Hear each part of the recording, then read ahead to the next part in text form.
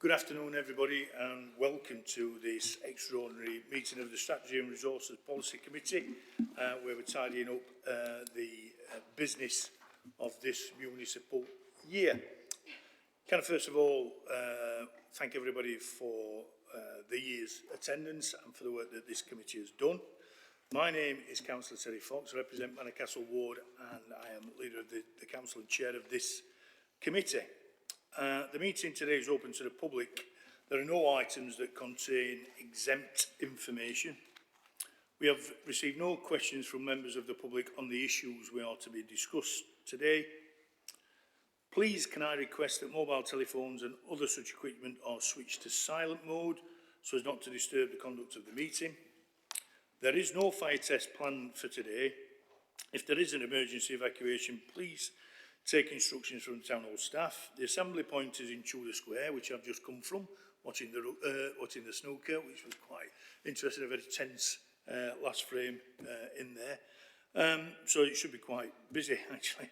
Can I now ask each individual member of the policy committee to introduce themselves? Can I start with Richard? Is that okay, Richard? Thank you, Chair. Yeah, I'm Councillor Richard Williams. I represent the Stannington Ward and I'm Chair of Communities, Parks and Leisure Policy Committee. Hi, yeah, Martin Smith. I'm Chair of the Economic Development and Skills Committee, also member for Dorantolly. Hi, Councillor Joe Watson, Chair of Waste and Street Scene, member for Dorantolly. Councillor Angela Ardensi, representing Broomhill and Sharrow Vale, and I'm the co-chair of the Adult Health and Social Care Policy Committee. And Douglas Johnson, Chair of Housing. Julie Gurkle, member for Stocksbridge and Upton and co-chair of Transport, Regen and Climate. Councillor Dorndale, Councillor for Shire Green and Brightside and co-chair of Education, Children and Families Policy Committee. Councillor Zahira Naz, Councillor for the Darnall Ward and Chair of the Finance Subcommittee. And Councillor Paul Wood, and I represent the Woodhouse Ward. Thank you. Can we ask the officers? James? Yeah, James Henderson, Director of Policy and Democratic Engagement. Okay. Kate Josephs, Chief Executive. David Hollis, Interim General Counsel. Craig Rogerson, Democratic Services. Alexis Chapel, Strategic Director, Care and Wellbeing. Tony Kirkham, Interim Director of Finance and Commercial Services. Thank you. Thanks everybody, and I'll ask officers to introduce themselves as they present their reports. Can I please remind members that we are now in the pre-election period. Holding of formal council and committee meetings is possible. However, the meeting must not be used to create either real or perceived political advantage for any candidate, group of candidates or political parties. I don't expect that to happen, but I do need to say that. Is there any apologies for absence, Craig? Yes, Chair. Apologies from Councillor Shafaq Mohammed. Thank you. Item 3, the exclusion of public and press. We have none.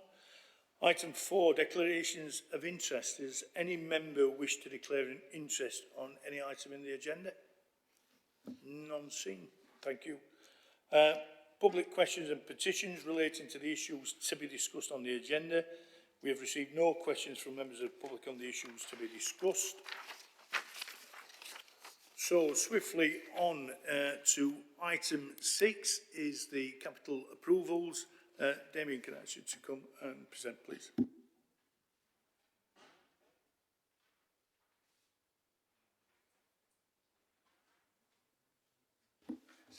Yeah, I'm Damien Watkinson. I'm the Finance Manager in the Capital and Construction team, presenting the additions and variations to the capital budget that have come forward this month. I'll just briefly summarise the key items that are on the papers. Under Communities, Parks and Leisure, funding's been secured to create an accessible toilet in Hillsborough Park Pavilion from the Changing Places Fund. That's 125,000. We've seen an increase in cost for the Woodburn Football Hub that's been as a result of delays around legal issues around the tenure of the site. And so costs have increased by about 120k, but that's been able to be covered from the contingency that was held around that project. Under housing, we've last month acceptance of a grant of 2.8 million roughly was from the local authority housing fund was passed, and this is bringing the budget in now to purchase properties with an additional 2 million of our own council funds to house Ukrainian and Afghan refugees. Also at this meeting, that should purchase around 35 properties. Later at this meeting, there's a further 1.2 million being offered towards that as well. So you'll see that report coming later. Council housing heating breakdowns put the next 2 years programme in at roughly £3.2 million. They'll be replacing broken down heating. Each property will be assessed if it's suitable for alternatives such as ground source heat pump, air source heat pump, and they'll also take the opportunity to replace gas fires with electric fires to move towards lower carbon emissions. Our external wall insulation 3 scheme, which was addressing 263 properties that are varying types from the post-war period that are made of precast concrete. The tenders have come back on that now, and we're looking at approximately 11.8 million to deliver the insulation across those 263 properties. So that's an increase of 1.5 from where we were previously, which really has been just a sign of where the construction market's been when tender returns are coming back increasingly higher with the construction inflation. Under education, children and families, we'll be undertaking works at Watercliff Meadow to address some retaining wall issues, approximately £180,000. Abbey Lane, roof planks, there's a replacement of some roof planks occurring there. We've got an additional 100k cost that largely relate to maintaining safety of staff and children, so it's covered walkways and additional facilities for storage that are needed on site while the works continue.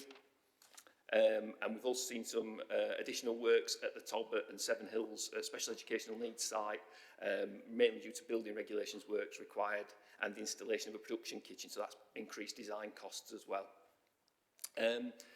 In the corporate area, we're bringing forward the £2.5 million for the year 4 of the vehicle fleet replacement scheme, looking at approximately 105 vehicles. That will be ultra-low emission electric vehicles where possible, and then if not, ultra-low emissions, then petrol, and then most compliant diesel, if there's no other alternative available. Finally, Abbeydale Weir, there's some structural support work having to be done there and some investigations. It's the weir that feeds the Abbeydale Industrial Museum, and it's showing signs of deterioration, so there's some work to be done there to look at what to support it now and look at what remedial works need to take place.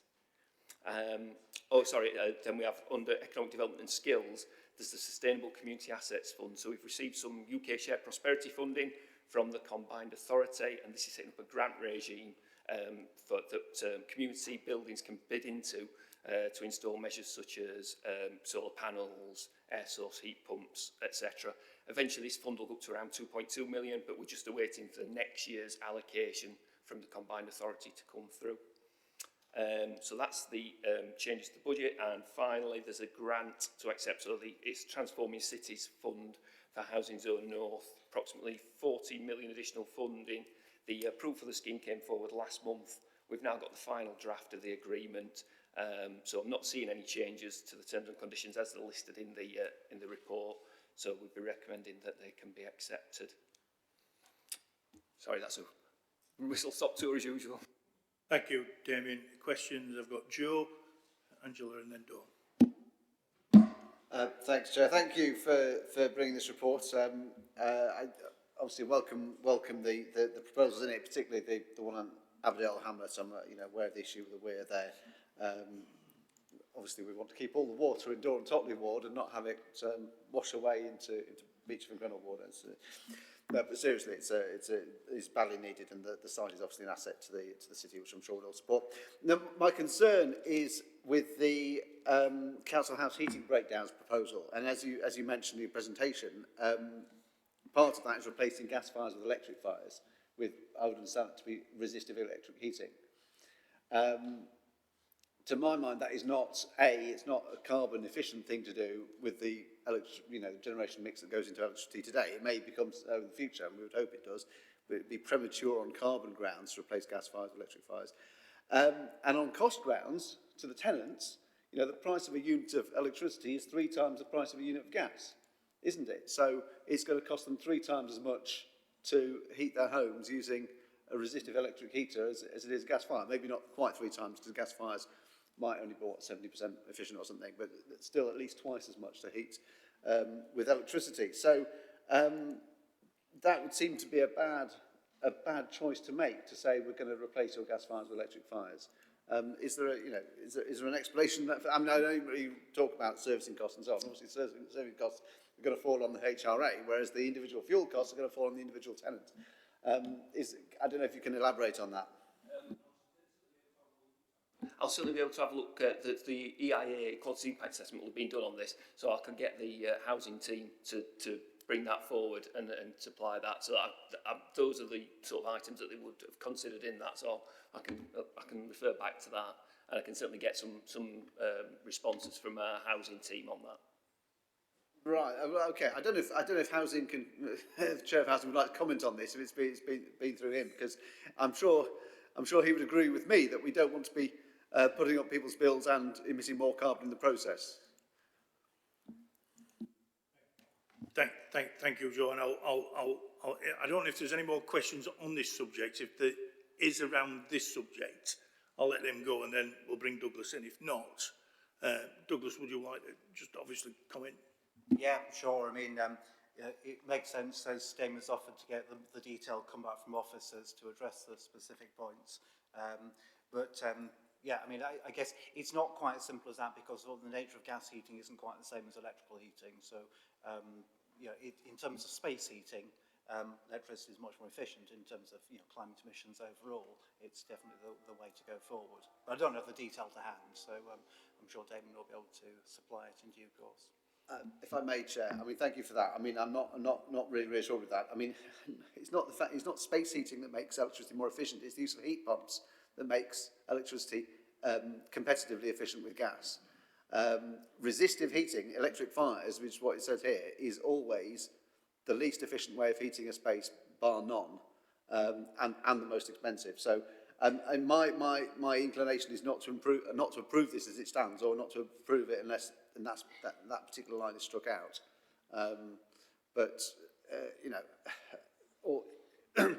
Or if it is approved, can it be approved with the understanding that this will be looked at again before tenants have their gas fires ripped out and replaced with electric fires that are going to cost them a lot more to run, or at least given the option? Are you sure you want, an electric fire here? This is what it's going to cost you to run, or do you want another gas fire?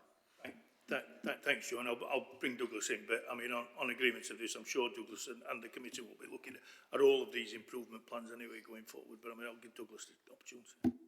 Yeah, I mean, it goes without saying that one of the key elements to improving any heating system is to deal with the insulation first. So you can't look at this in isolation. There's the big program of insulation, which has been going on and is going on further. So that's the opportunity there. I mean, it's often said about air source heat pumps. They don't work efficiently until you've got the insulation first. That's the first step.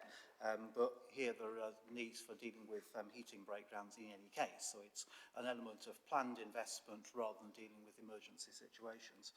The other thing we could just say is that Housing Committee resolved to deal with the whole aspect of the net zero programme as a priority at its first meeting in June when it re-meets. So that's something that'll be looked at there too. Thank you. Thanks, Joe. Angela? Sorry. I've asked this question in the pre-meeting, but I just want it on record here about the 20-mile-per-hour zone. And I know that it's nothing to do with you, but it's fantastic that we're having the 20-mile-per-hour zone going in, and there's quite a few that are going in my ward and all over the city.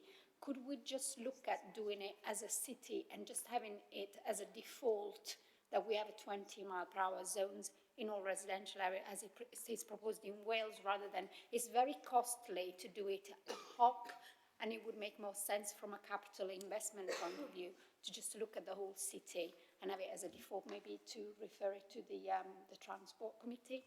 Thanks, Tony. I'll take that as a comment and a proposal to take to the Transport Committee that we can hand down to them in June.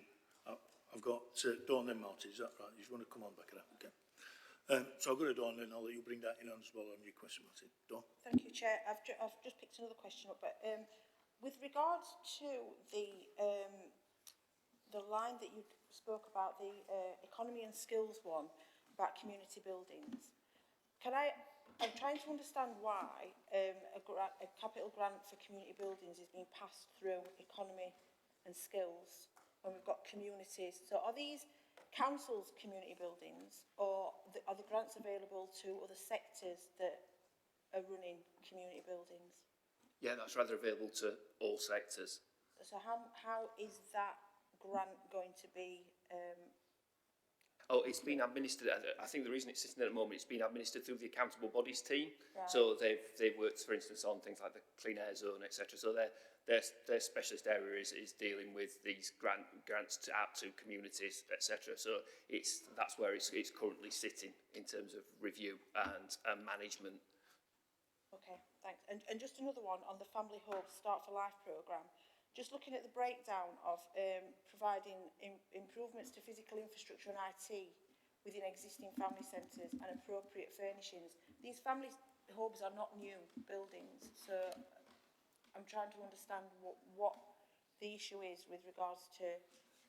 This was funding that we received specifically from DFE, I think it was, around the family hubs development work. So we've received funding in order to just increase capacity in them. The majority of the funding came through as revenue, and I think it's the additional works that, the additional activity they want to take place in family hubs now is just needing a little bit more capital investment in terms of updating them so that they can deliver the revenue-based activity.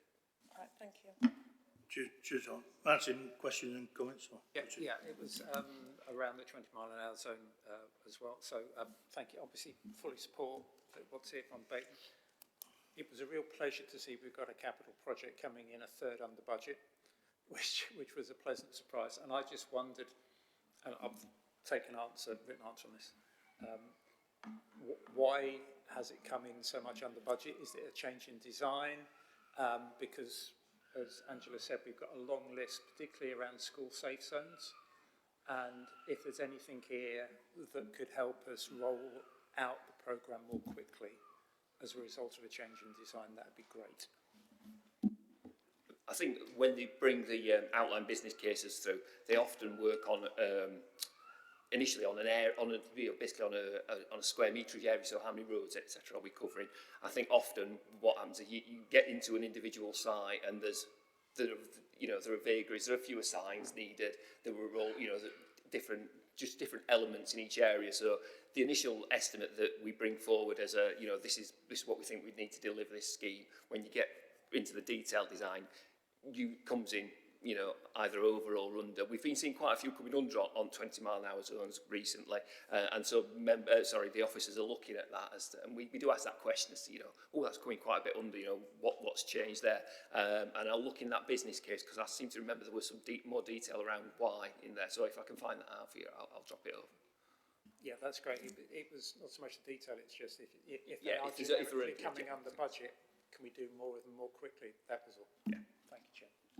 Thank you, Martin. Richard? Thank you, Chair. I'm just picking up on the point from Councillor Agendio about a citywide approach to 20 miles an hour. Could I ask if that is that we include some of the rural areas as well, because there are some terrible anomalies. Roads just not fit for purpose with national speed limits, and of course, it really needs to be looked at. Thank you. Thank you, Richard. Probably we'll put that into the recommendations that we hand down to the Transport Regen Committee to have a look at as well in their deliberations. Okay, thank you for that. Any more questions, comments? If not, bearing in mind comments that were made, Joe? Yeah, sorry, Terry. I mean, we had a discussion about the point I raised about the council housing breakdowns. I think in order to approve this, I would like either a form of words to be agreed or for an assurance from the Chair of Housing that tenants won't get their gas fires ripped out and replaced with electric ones that will cost them more to run without you know, without their informed consent, or something like that. I don't know if you can do that for me. Well, I'll hand over to Douglas. I think maybe a bit unfair at this moment in time to put that on the eating bills to Douglas, but Douglas? Yeah, sure. No, I mean, I wouldn't agree to that because it's this is the capital funding for an overarching programme that will be done by, you know, our staff. You know, we obviously expect them to be, you know, talking to tenants, you know, and agreeing programmes of works. You don't get housing staff just walking to people's homes, ripping out fires and boilers without talking to them. It doesn't happen like that, you know, so you can be reassured in that sense. There's no reason not to approve the capital for this today. It would be a step backwards if we didn't approve funding when it's available for people's upgrades in their homes. Just before I bring Joe in, I'll bring you back in a minute, Joe, if I could. Is there a way then that as a strategy resources committee, we could ask that make sure that the housing committee look at the impact assessments, and if there is any knowledge or any issues to do that, then to put it back to us as financial strategic risk in that all encompass. But I think for us, it'd be incumbent on us to ask the housing committee to do a piece of work on the impact assessment, equality impact assessment, and then come back. Joe? Yeah, Terry, I'd be happy with that. I'm not sure in what Councillor Johnson said whether he was giving me the assurance I asked for or not. I mean, it was a little bit unclear. Was that a yes or a no? Well, I'm not going to allow Douglas to answer that. That's unfair, I think. But I think what we can do is in the impact assessment, we'll ask the housing committee to do a thorough piece of work on that and then come back. I'm not going to put I put many things on Councillor Johnson, let me tell you, but I'm not putting the increase in fuel bills on Councillor Johnson. So if that's all right, we'll take it to committee and we'll back. Thank you. On those recommendations then going forward, can we agree those? Yeah. Agreed? Anybody against? If not, thank you. Thanks for that debate. Thanks, David. The next item on the agenda is item 7, city goals. Is that Di's team? Okay. Would you like to introduce yourselves and then the report? Thank you. Good afternoon, everybody. I'm Diana Buckley. I'm the Director of Economy, Skills and Culture in City Futures. Hello, I'm Laura White. I manage the Strategy and Partnerships team, and we look after strategic partnerships, including the Sheffield City Partnership Board. Yeah. Thanks for inviting us today. Really happy to be talking about Sheffield City Goals as a really important step forward, I think, for the city in progressing a kind of a single vision owned and delivered with and by our partners, citizens and communities. So the paper outlines the progress that's being made towards the development of those goals and describes some of the activities that are underway. This process is being led by the Sheffield City Partnership Board with a number of partners, both around that table and from voluntary sector, social enterprise sector, and the Racial Equality Commission also brought into that to try and help develop these goals in a different way. Thank you. I'm happy to take any questions on the report. There's just a couple of things that I'd like to draw your attention to. One is that the recent LGA peer review report pointed to having kind of the city goals as a key thing that's important for the city. So it asks that we build on the commitment and the willingness of local partners to develop a place vision and the city goals so that they are co-owned and have clear lines of responsibility and accountability for delivery, not just for the City Council, but for partners across the city, but accepting that we have a role to play in that. I also want to highlight that although the development of the goals is really important, actually the process that we go through to get to these city goals is just as important. So at paragraph 1.14, we set out the engagement activity that's going to be undertaken in developing these city goals. We really want them to be representative of citizens, communities, as well as stakeholders in the city. So we are purposely doing this work in a different way. The first phase is very much a listening phase, so we purposely haven't gone out with a set of goals yet for people to comment on. We are listening and asking first, what is important to you, the future of Sheffield, what are the key challenges that you think the city faces and the opportunities, and that listening phase will inform a draft set of goals. At that point, we will go out again for engagement and consultation on the draft goals that have been pulled together for a further set of consultation. So we really are designing the process to make sure that what comes out at the end represents Sheffield in the best way that it can. The recommendation in the report for the council is that you note the progress of the City Goals project, that you note the engagement activity that's currently underway and will be for the next few months, and that you endorse the approach to developing the City Goals and the part that the City needs to play alongside others along the Partnership Board in terms of the council's support, both directly in developing the goals and running the project, in the delivery, and in kind of terms of our power of voice going forward for the City Goals. Thank you. Happy to take any questions. Thank you, Diane. Order. Is there any questions? I know we've Richard. Thank you, Chair, and thank you for that report. I'm interested in the engagement with the community. How do you ensure that you get to the real communities in a broader sense rather than just specific interest groups, so that you're getting a real picture of what the whole of the residents want? Thank you. That's been one of our aims in setting out this project, and it does mean engaging in a different way. So we've done a number of things. We've invited specialists to come around and sit the task group. So they are designing how we engage with us. We're doing community pop-ups, so going to things like football matches and going to existing events to capture people, footballers that are there, so it's not all invited events. We're also doing a survey so people can respond across social media if they want to have access to it that way. But the main thing that we've done differently is a project called Collaborative Conversations, and this is being led by Voluntary Action Sheffield.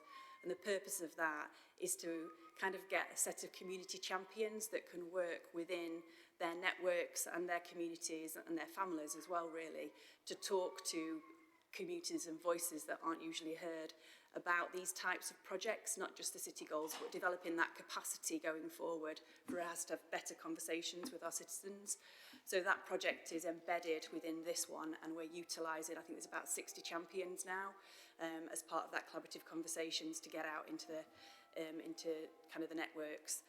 We're also not doing all of this on our own, so we have got kind of a task group of people who are all going into their own networks to talk to the different people that they can kind of draw into this. So that's why it was important to have people from social enterprises, Voluntary Action Sheffield, as well as kind of the Race Equality Commission, to make sure that we can get into different sections of the communities. So it's absolutely our aim to do that.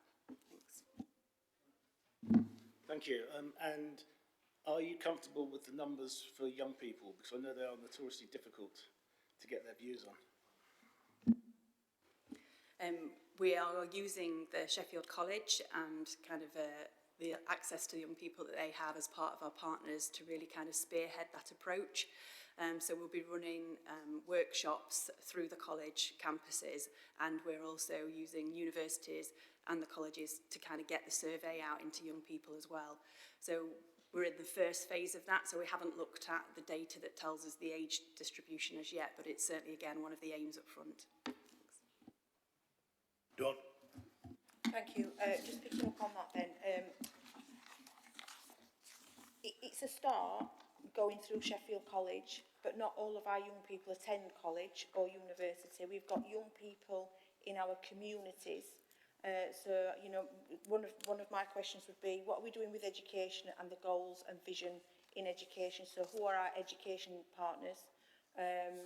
Who are our, you know, where is the voice around early years? Because that's always missed when it comes to talking about the potential and direction and goals for our families. And also the young people, are we using our own youth voice teams? Are we working with our youth parliament? And yeah, where every bit of consultation that seems to come through, we've gone through strategic, quite easy options to use by going through Sheffield College. But as I said, a lot of our young people, and we have Sheffield College at one side at City, but a sixth form college at another side of City. So I'd be interested to find out how we are really engaging with young people, education and our families and communities.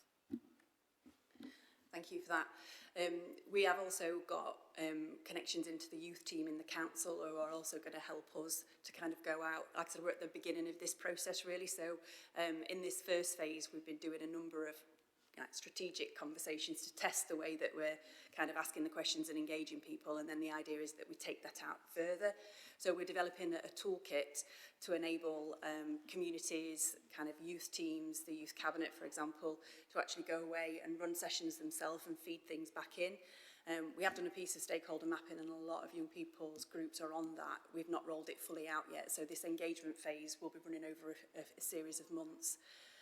The other thing that we've found as well is different kind of people want to engage at different phases. So the listening phase is quite open-ended, and some people find it quite difficult to engage with that. And so when we actually get the actual goals themselves and there's something to respond to, we might get a different sense of response there as well. But again, we're in the first 3 weeks of some of this engagement phase at the moment, so there's a lot more to do. So if there are youth groups that you think we should be talking to, we're really interested to get those names from you so we can make sure we are inviting them into the process. Thanks, Sean. If there's no more questions, comment, Joe. Sorry, Chair. Yeah, thank you. I mean, thank you for the report and for the work that's going into the process. And I appreciate it's really important. I'm just slightly baffled by the way this is going to work as a process in terms of developing these goals, in terms of member engagement in particular. Well, there's a few things I want to hear about. One of them is member engagement. I'm not clear whether these goals are the sorts of things that are supposed to be kind of uncontroversial, that we're all going to just agree with around this room and in full council, or whether they might be things that some of us will agree with and others won't, and therefore there'd have to be a discussion in a forum like this or full council, wherever, as to what shape of how we wanted to shape some of those goals. As it's written here, it's going to take away. We're going to have lots of sessions and drop-ins and engagements and so on, and then we're going to come back and the goals are going to be written. So I'm not sure where that member discussion is due to take place. I think that's. I'll stop there. I think that's my main question. Thank you. Yes, we have done quite a lot of member engagement so far in terms of informing members, all members, about this City Goals process starting off. We've been to a couple of committees, so Communities, Parks and Leisure, as well as Economic Development and Skills Committee, as kind of two of the key committees that have asked us or been leading some of the work in this. So I think members are aware that this work is going on. We have held a number of member drop-in sessions before PERP to try and get people who really want to be engaged in the detail of it to come to that, and I note you were there as well, Joe, to one of those. We did want to do kind of member workshops, but we can't at the moment due to PERP, but member workshops are included as part of the next phase. So in June there'll be member workshops, and then early drafts of these goals will come back to SNR, to EDS, for members to be looking at, to inform and be part of. Ultimately, we're working with legal on where this will be signed off. It may go to full council for sign off, but it'll definitely come back to SNR. I do just want to kind of take the opportunity, though, to say that this is something that all partners are wrestling with, and it is quite uncomfortable when we presented at the universities and other else. Everyone has nervousness about signing up to something that they've not quite seen yet, and that's why I think it's so important that we're doing so much up front to engage in the process of how we're doing this. So if goals come out that you're not necessarily, I don't know whether the word is committed to or agree with, if you understand that this is what citizens have asked for, where that goal has come from, and that it is truly kind of based in evidence and data and in what citizens want, it gives you a platform to stand on and to agree those goals. And all partners have said there's not going to be, out of all of the goals, every single one of them is going to talk to your organisation. There might be several of those goals that you have more influence and action and ownership of, but there's something really powerful in all city partners signing off all of the goals as a collective and talking with one voice. So I think it's important to be open about that, and we're open about that with the partners going forward. It's a brave, risky, difficult thing to do this kind of process in this open way.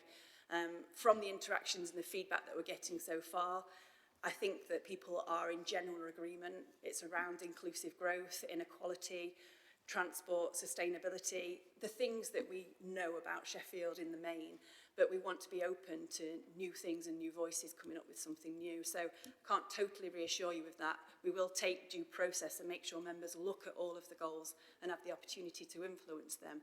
But all of the partnership work that we've been doing, I've been saying it's important to engage and input, but it's equally important to listen and learn from this process too. So, thanks. Thanks. That's really useful. I mean, I appreciate the difficulty of what you're saying you're proposing to do, and it's perhaps particularly difficult if members of the council aren't all necessarily on the same page, and therefore, if on our behalf you're talking to our partner institutions, and you can't say, well, the council definitely wants to do this and definitely doesn't want to do it, and definitely thinks that, because we don't definitely think or want any of those things. It does make it a more fiendish exercise for yourself. So, I mean, good luck with that. Apologies that we can't all just agree with each other. So going on from that, I mean, it does strike me that how you square that circle, how you get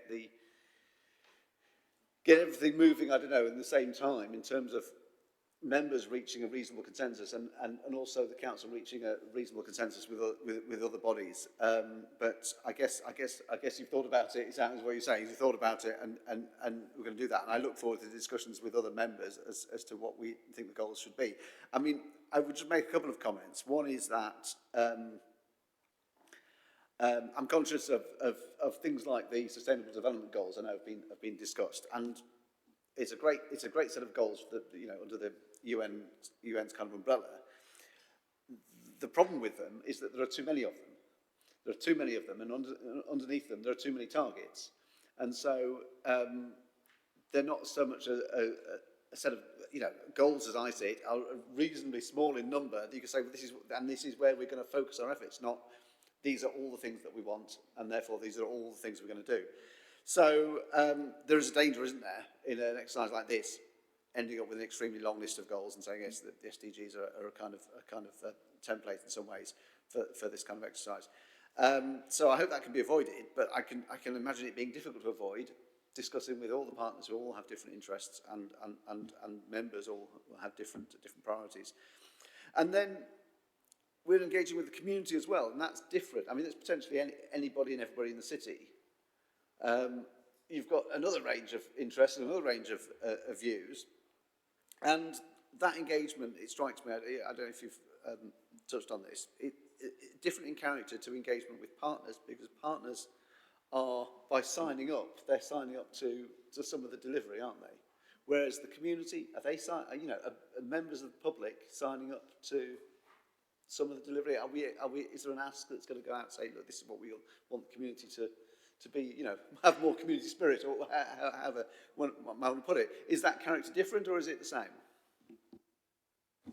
These are excellent questions, and we have thought about them. I don't think we know all the answers to them, because sometimes you have to work through these things at the time with the partners in the room through the processes that you've designed. So we've designed everything to try and get through those, but it's going to be complex and difficult, and I don't think there's a kind of trying to deny that. Just on your second point, I think it's about empowerment of citizens and communities to deliver in this space. So when strategies are developed in a very top-down manner, people don't see themselves in there or see their role in them. Part of doing this in this way is to really engage the community so they see the problems that they face as individuals, as communities, and feel empowered to do something about them. So you wouldn't commit a citizen or a community to action against these goals in the same way as you would an organisation where you have boards of approval, but you engage and you empower and you try and build structures in delivery that are inclusive, welcoming spaces that see the value in what they bring around the table. And in terms of inclusive growth and community development, the people with the most power and influence are actually people in committees, communities and citizens themselves. So there is some of what I expect to come through in these goals, particularly around how communities are feeling inequality, where actually the people with the most power are the people in the community. So it's how we distribute funds and distribute some of our power, a little bit like you're doing with the LACs, to enable that to come through. So the city goals are a set of goals, but we also need to think about how we work as a city going forward. Just to add, that's all right. Just add the approach that we're taking to the Collaborative Conversations project is to work with communities to find a new way of having these types of conversations. So it's very much the start of a conversation. It's not a consultation. It's a let's talk to each other in this way. Let's go to the places where people are to talk about the things that matter to them. and then necessarily you're setting up an ongoing conversation about how we then address those together. It won't be a consultation followed by a here's what we heard, followed by it's going to be much more of an organic ongoing process, and a large number of community groups that from diverse areas are involved in that process and developing what that should look like moving forward. Thank you very much. I can see Councillor Dale sat on edge of the seat, so we'll bring you in, Councillor Dawn. Thank you, Councillor Fox. Yeah, there's a bit of a fanfare going on and some party poppers in my imagination here, because this is asset-based community development, and it's not new, and it does work, and it's just really refreshing to hear that this model is now being picked up within the local authority for this, and working with partners, because it is going on out there, and it is all about co-production, co-delivery, co-design, which is the new term for asset-based community development, and collaboration, which is fantastic news. However, what I would say is one element that is always missing is early years, and we do need to speak to the sector, because as a goal for this city, we should be looking at that foundation stage for our children. In order for we can work at the sharp end at the, you know, at the sixth forms and colleges and universities, but if we don't get that early years element right, then you might as well, you know, not bother really. So I can introduce you to some sector partners. We've got a group that are currently meeting to look at early years issues at the moment. So yeah, I can link you in with those if that would be helpful. Thank you. Dawn. Angela. Can I just respond? Thank you. Just to say that as part of the Collaborative Conversations project, there are a large number of groups who are being funded to take part in the work. So the community groups themselves are being funded for their participation. But there's also a wider group of people. The interest was so strong that a wider group of organisations wanted to continue to participate through online methods and other things. So there's a very large network now of people who want to be involved. So what we can add, whichever groups people want to suggest to that wider network as well. Yeah, so yes, we would like that, please, Councillor. And I just want to segue to one other thing that's in the report but missed. To kick off this work, we did something called a local economic assessment. So we did the data first as a foundational point. Child poverty in early years shine through that economic assessment too as a bit of a foundation piece to kind of give weight to that as well. So the process has really gone, let's look at the data, but equally important to the data is people's voice. So that's the stage that we're at now. So, I mean, I do also think Councillor Orton is correct. As we get into the prioritisation and the defining of these goals, it's going to be hard. So I think that's even more reason why we're here today, ahead of that bit of the process, to ask for your commitment to try and do this collectively. Thank you. Thank you.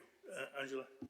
Just very quickly, just to echo what Councillor Dale just said, it also fits in with the Health and Wellbeing Board strategy, and the ICP has just made the first 5 year of life a priority, so it fits in with everything, you know, in terms of region as well. But so there are things already happening there, and it would be good to just tap in so that we don't replicate things. But it's fundamental, because if we don't get those first 5 years of life correct, we just set people up for failure. Just to say that Greg may mention, but we're working to make sure that the refreshed health and wellbeing strategy fits within the city goals. So we're working on that together throughout the process in terms of how we talk to people, engage people in that, but also in terms of how the goals actually fit with the strategy. Thanks ever so much. Any more questions, comments? If not, thanks for that in-depth conversation around city goals. There are recommendations. Can we agree those? Thanks ever so much. Thank you. Thank Laura. Thank Di. Next item, item 8, annual equality report.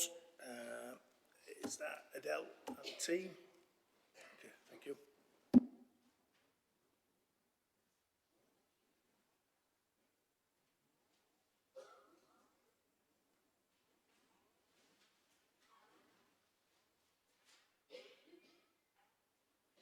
Thank you. Would you like to kind of introduce yourselves and then the report? Thanks. Yeah, I will start. I'm Adele Robinson, the Equalities and Engagement Manager in the Council, and then I have some colleagues with me. Yeah, hi, I'm Richard Bartlett. I'm a Senior Equalities and Engagement Officer. Hi, Michelle Hassan, Equalities and Engagement Manager. Afternoon, everyone. I'm Millie, Senior Wadsworth, and I'm Head of HR. Okay, I'll introduce the report. It's fair to say there are two very long reports that form the annual equality report. It gives an overview of how the council is meeting our public sector equality duty, and it summarises actions and progress that we've made in the last year, and it's always retrospective, so this covers 2021 to 2022, and it looks at how we're meeting the needs of customers and then also our workforce. It includes very detailed information along with the equality objectives, and it also highlights very persistent areas of inequality. So the second part of the report, Appendix C, is the workforce, and that's very detailed information which obviously we will take questions on. We recognise with these reports that we have some very big challenges in relation to equality, and we should know that from the findings of the Race Equality Commission report, and you'll see there are similarities in the recommendations of both in relation to this. You know, communities in Sheffield currently don't feel that the city's fair, it's not inclusive, and they don't feel empowered or included. I think that's fair to say from our engagement with people. We're committed to obviously being more inclusive and having more accessible services. And as part of that, we've got some recommendations here. And again, as I've said, some of the recommendations are very similar to what came out of the Race Equality Commission.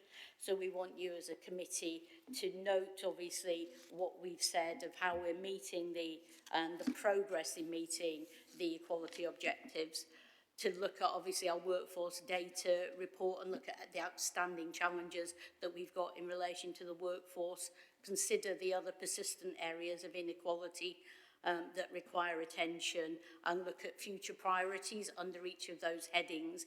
And then we've highlighted 6 areas which we think are cut across most of the equality objectives. And those are, again, similar to the REC, better collection of data and better analysis of data and better use of equality monitoring information, working with services on their service planning to ensure that equality is fully embedded through service planning within the council. And I think you've already noted actually this earlier, to utilise equality impact assessments more effectively and more robustly, and to ensure they're undertaken right at the beginning of the process and that they have good evidence included within them. We want to strengthen relationships with our diverse communities, both in person and obviously online. We also, in terms of our workforce, want to carry out more surveys to assess the morale of our workforce and the satisfaction, especially in relation to our diverse workforce. And we want to build a more diverse and inclusive culture within the council, and that has a focus on learning and development especially. And I think in the next year we've identified that learning and development and training are particular areas that we want to focus on. And obviously, if you've got any questions on the data that we presented. Thank you. Thank you, and thank you for a very in-depth report. I really enjoyed reading some of those issues that you raised. Is there any questions from members? I know it's very in-depth. I certainly have what? Sorry, Joe. Go on, Joe, and then I certainly have one. Joe.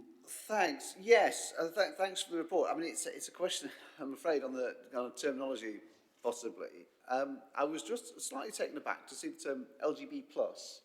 I'm used to seeing LGBT+, LGBTQ+, or LGBTQ, and then some other letters which I don't always remember. There's another Q, A, I. Yeah. But adding letters is always fine. Taking letters out seems to be could be taken as a pointed thing to do. So I don't know if you explain why there isn't a T in there. Yeah, it's to do with the protected characteristic. It's a different characteristic, so we keep the T because it's gender reassignment and a different protected characteristic to sexual orientation. We keep the numbers separately so we can cross-compare it. That's what that is in the workforce data. It's in there, but as a different characteristic. Right. So the plus in that phrase means all sexuality minorities, but not gender identity minorities. Yes, it does. Effectively. Yeah. So we have this year we actually included some of the questions for the first time, and you'll see in the data we had some smaller representations under queer and non-binary and some other areas within, but they were such small numbers that we couldn't report fully on it. Yeah, yeah. Yes. I mean, I would say I'm a little bit doubtful about the. I mean, if there's a reason to treat them separately, I'll accept that. I'm a little bit doubtful about treating them separately because I think there's a good reason that they're you know that sexuality and gender identity minorities face the same sort of prejudice, and it's the same sort of discrimination that seems to happen. I think there's a reason that they've historically been allied. So you know, I just wanted to ask about that because it leapt out at me as possibly an error. I do recognise obviously there is some data in there on transgender employees, but yeah, no, I just wanted that clarification. Thank you. Thanks, George. Zahira? Thank you, Chair. Thank you, Adele, for the report. Just a couple of points. There is a disproportionate number of BAME employees raising dignity and respect cases. There is also a disproportionate number of BAME employees raising grievance cases. And I know in the report it says that the numbers are low, but I still feel that it's really important that we are monitoring on longer term trends on this, so we understand why there's an overrepresentation from the BAME employees. I'll pass it over to my colleagues, but we do agree. Thank you, Councillor Naz. I think you're absolutely right to highlight that, and we have got a work stream exploring that in more detail to identify some of the component parts that contribute to that, both on a experience basis but also on a statistical basis. There are a couple of reasons why we know that there are some issues. We know that because the Race Equality Commission highlighted some existing concerns, our workforce have come forward and said, yes, we agree, and here's an example. So I think in some ways it's quite a positive thing to see an increased number of complaints from certain groups following something like the Race Equality Commission. I think the numbers are low, and it's important for the committee to bear in mind that the only numbers that we report on are the ones that HR are involved in. So managers will deal with a number of complaints at a lower level, but we don't have the information to report on those. So it's not the total number of grievances, it's not the total number of dignity and respect, but I'm absolutely not saying that that means that there isn't a disproportionate number of people that are exposed to HR procedures. The other thing that the report potentially highlights is that sanctions are potentially more significant if you're from a Black, Asian, minority ethnic background, and that's a really important line of inquiry for us as an HR service and equality team. Can I just add that we've also done a specific report on ethnicity that we've shared with our workforce as well. So we've looked at this in a lot more detail in the specific ethnicity report that Richard has prepared. Thank you. Okay. Gina? Thank you for that. Also, regarding leavers and starters, 118 BAME employees left the council during the reported period. I think we had a discussion about exit interviews before, kind of trying to understand, you know, why employees are leaving. And I don't know whether we've got anywhere with that. So we have a new exit interview ready to go live. It's just working through our systems team. It's really important in relation to our equality data, but across all of our workforce, that we really understand why people choose to leave us as an organisation. We offer many benefits, great flexibility, great opportunities. So the reasons why people choose to leave are really important for us when we want to describe ourselves as a modern, inclusive organisation. It will take some time for that information to come through into a meaningful volume of information. While we're waiting for that, we have got an informal arrangement where anybody leaving is offered either a conversation with a manager locally or a member of the HR or equalities team if they want to raise issues. And we have had small numbers of people take us up on that.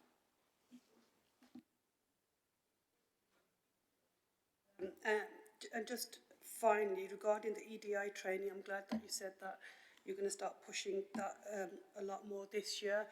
There's still a low uptake on training, in particular with senior managers. I think we really need to make sure that we push as many people as possible in the organisations to do the EDI training. Yes, we absolutely agree. And we're putting through we've got obviously the mandatory training that we have for all staff, and then we're also doing some specific training sessions for managers. We've got inclusive leadership that we're looking at, and equality impact assessments, and then other training that we've got as part of our training package, looking at specific areas of equality as well as a supplement to the overall EDI training that we're doing. But it will be an area, a member of the team is focusing on that in the next year. Thank you. Sorry, Beck, can you just add something? One of the things that we're really challenging ourselves, and your point about senior managers, absolutely no excuse for that. People have got the time, the opportunity, the resources to do that, and they've got control of that. But we've got 2,000 staff, frontline staff, for whom this training is important, but they don't have the autonomy of their day to say, I'm now going to go and choose to do this training. So we are challenging ourselves with leaders in adult social care, in transport, to find ways to facilitate access to do that learning in a way that's proportionate and helpful for those parts of our workforce where there's high appetite to get that training to them and for them. Thank you, and thanks, Ira. Angela? Thank you very much for the report. It's always very interesting to see the figures and to read the data. I asked this question last year. The report is great, and obviously it is not a question to use. Something to put out there for us as an organisation is what are we doing to ensure that people from a BAME background, work through the ranks so that we have more representation. And I don't end up in a board room like yesterday where there wasn't a single person, except for me, because I count as BAME, according to the Office for National Statistics, that was, I was BAME yesterday in that room, and there were over 20 people. And it's just ridiculous, there were like representatives from the NHS and high officers in the council. So when will it be a day where I enter a room and I'm not the one that represents the BAME community? Progression is one of our most important issues that we have to address, and that's been picked up obviously through the Race Equality Commission, and we've been looking at, obviously what I failed to say earlier is through the Race Equality Commission we're doing quite a lot of training in relation to race, and we're looking at racial literacy and cultural competency for managers, and looking at that in relation to, we're ensuring that managers that do recruitment have all had the basic EDI training, and obviously it's also built into the equality is built into the recruitment that we're doing, because that's such an important issue. Elise, do you want to add?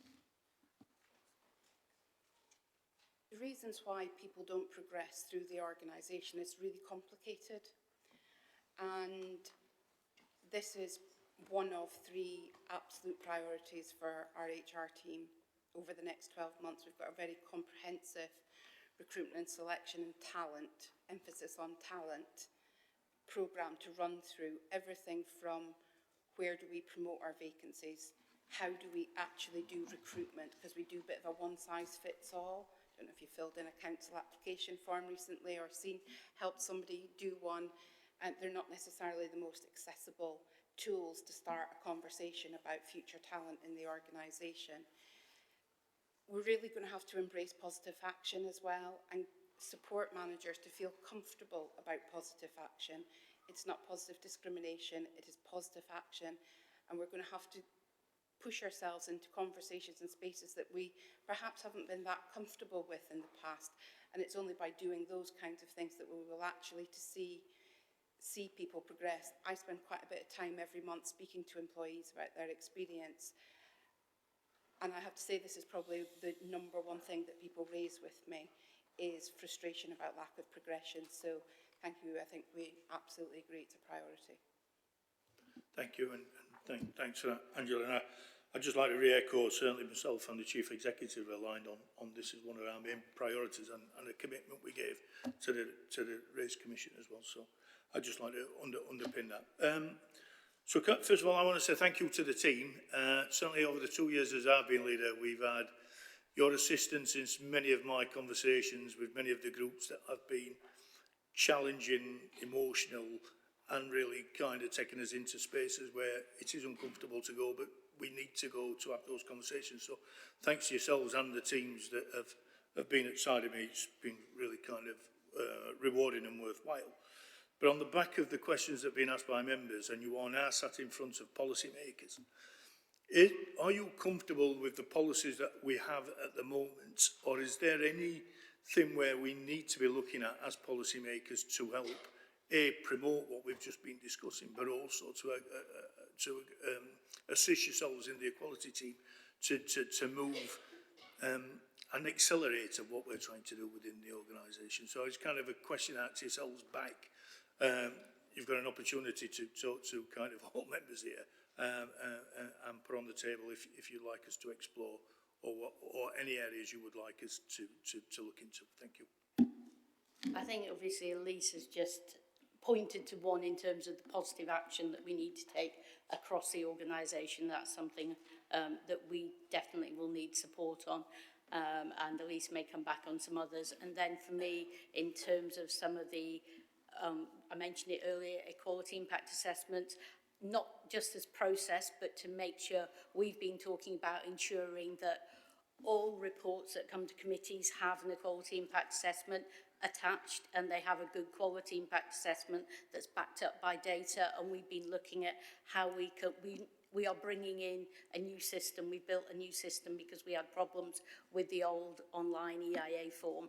And as we bring that in, what we want to say, give people, whether we give people a few meetings grace, but actually to be able to say, if it isn't attached and it isn't a full impact if it isn't a proper impact assessment, then consider sending it away from the committee. I think we've got to that point now on equality impact assessments. They are being done, but they're being done often at the end of the process. So I think there's got to be something about, obviously, committee members seriously considering what you want to do in terms of committee papers that don't have an impact assessment that you think is strong enough attached to it. Thank you. Please. I think I'd just add to that is that Adele's absolutely right. Doing really good comprehensive equality impact assessment at the beginning of work so that you can actually make informed decisions, because without that your decision potentially is not going to be an informed decision, or the policy is not going to be informed. But actually, as you are working with officers as policies and major pieces of work progress, is to keep going back to that. So are the impacts we expected, is that what we're seeing? So that actually we don't just do it at the beginning, at the end, but it's actually a living tool all the way through our big pieces of work, so that we make sure that we are challenging ourselves to continue to look at those impacts. Because if something starts to change or deviate from what we expected, if we're not looking all the way through, then we're missing an opportunity to perhaps mitigate inequality, or missing an opportunity to make something better. I would, just because I've got the opportunity, say what I always say to senior managers is about our personal responsibility. There are things that we will all know and we are really confident with, and there will be things that actually conversations that we might try and avoid, or language that we're not nervous about. I would say to you all, as I do to all senior officers and people in my own team, if it's uncomfortable, you're probably in the right territory.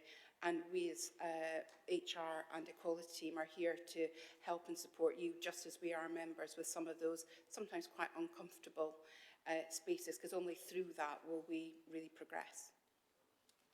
Well, thank you, and thanks for all that. I'm certainly blessed in my group with people who constantly educate me and push me. So there are recommendations in this report. Can we agree those recommendations? Agreed? Anyone against? Thank you, and thanks everybody for that. Item 9, I take it's still the same team. The Equality Awareness Days, and also the cracking day that we had on the Race Equality Day as well, which went down a storm.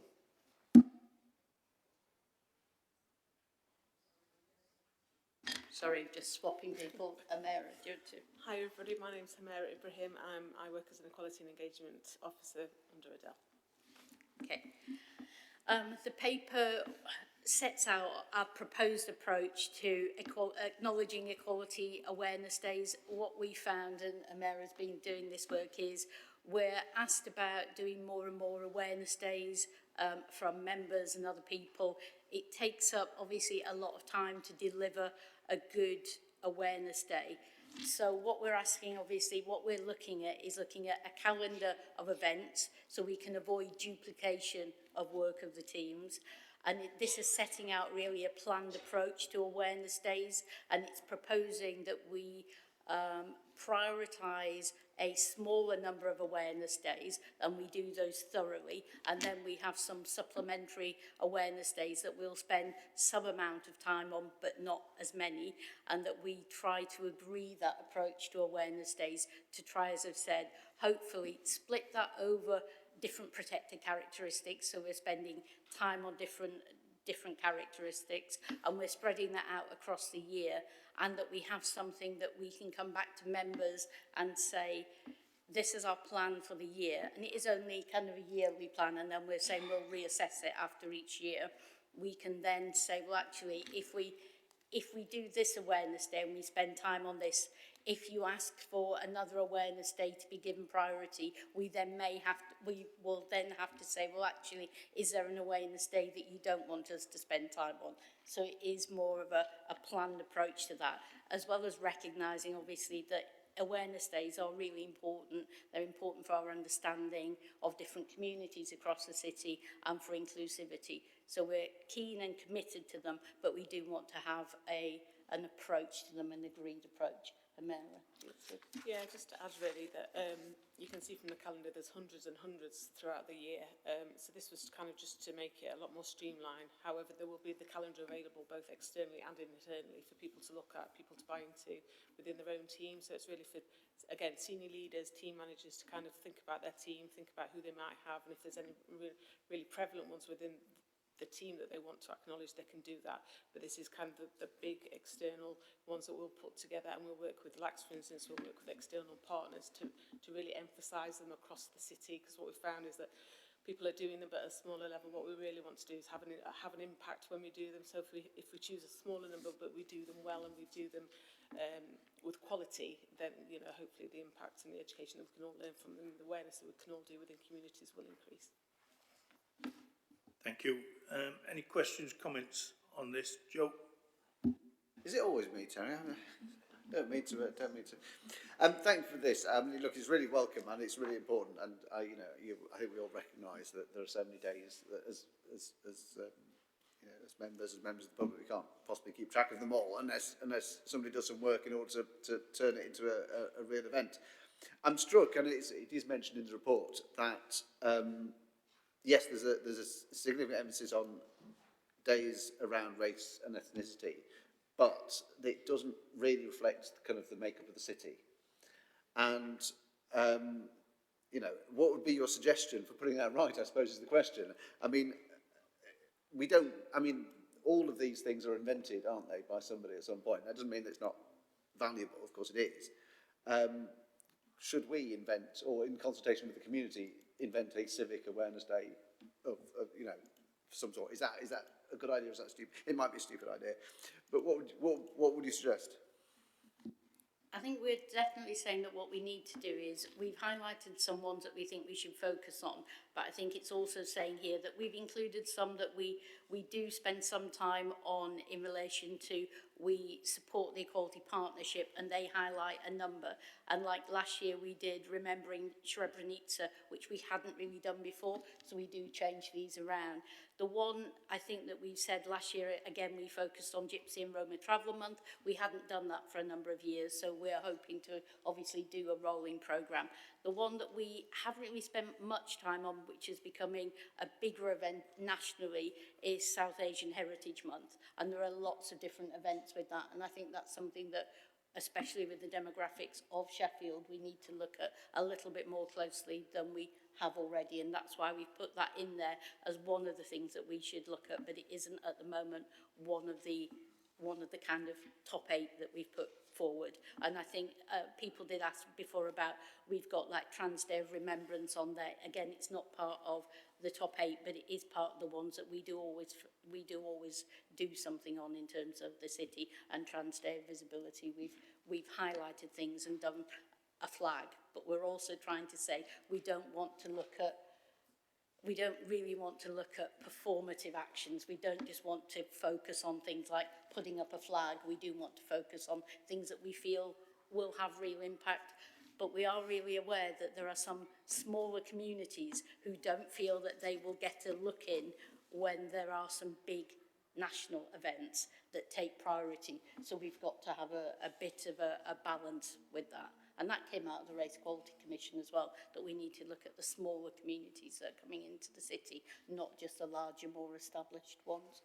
And we would also expect, I think, like Hamera said, that services like, say, Carers Awareness Week, that would be done within the service.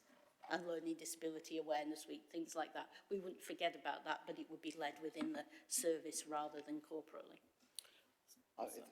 Thanks for that. Sorry, sorry, everyone coming. But I mean, you did say smaller communities. There aren't some fairly large communities that aren't really getting a look in. I mean, And I think that's the kind of aim to review it annually. So we might have a focus, for instance, this, you know, we've heavily weighted, or you can see on race, but however, next year we can say, right, well, because we've done race in that much detail, we can focus on something else or a different protected characteristic. So it's not, they're not set in stone annually. We will review them and we'll see. And the nature of society changes. Sometimes there'll be an event where we have to mark, and you know, society will require us to put a bit of effort into an awareness day, or there might be a special celebrations, like for instance this year there's the 30th anniversary of the Windrush generation, so we're going to be doing some work along there. So I think the nature of the continual reviewing of these to see which ones we need to plan for in advance so we can get them done well, I think that's paramount importance too. Sure. Angela and then Richard. Thank you very much for the report, and thank you for explaining the rationale. I think it's, you know, the calendar is really comprehensive. I really appreciate your point about not doing a performative act. However, for some of very, very small communities that are quite abused in the media, in particular the trans community, putting a flag up on the 20th of November would send a real strong message from the council. So sometimes a performative act can seem small if you're not part of that community, but for that particular community it can mean a lot. So I hope we can review that particular one and celebrate Trans Day of Remembrance. Yeah, I agree with that, and I think that that's what I was saying in the fact of we really do have to balance, yes, there are some very big days, but how do we work with the smaller communities to make sure that they do get acknowledgement during these kind of awareness days across the year.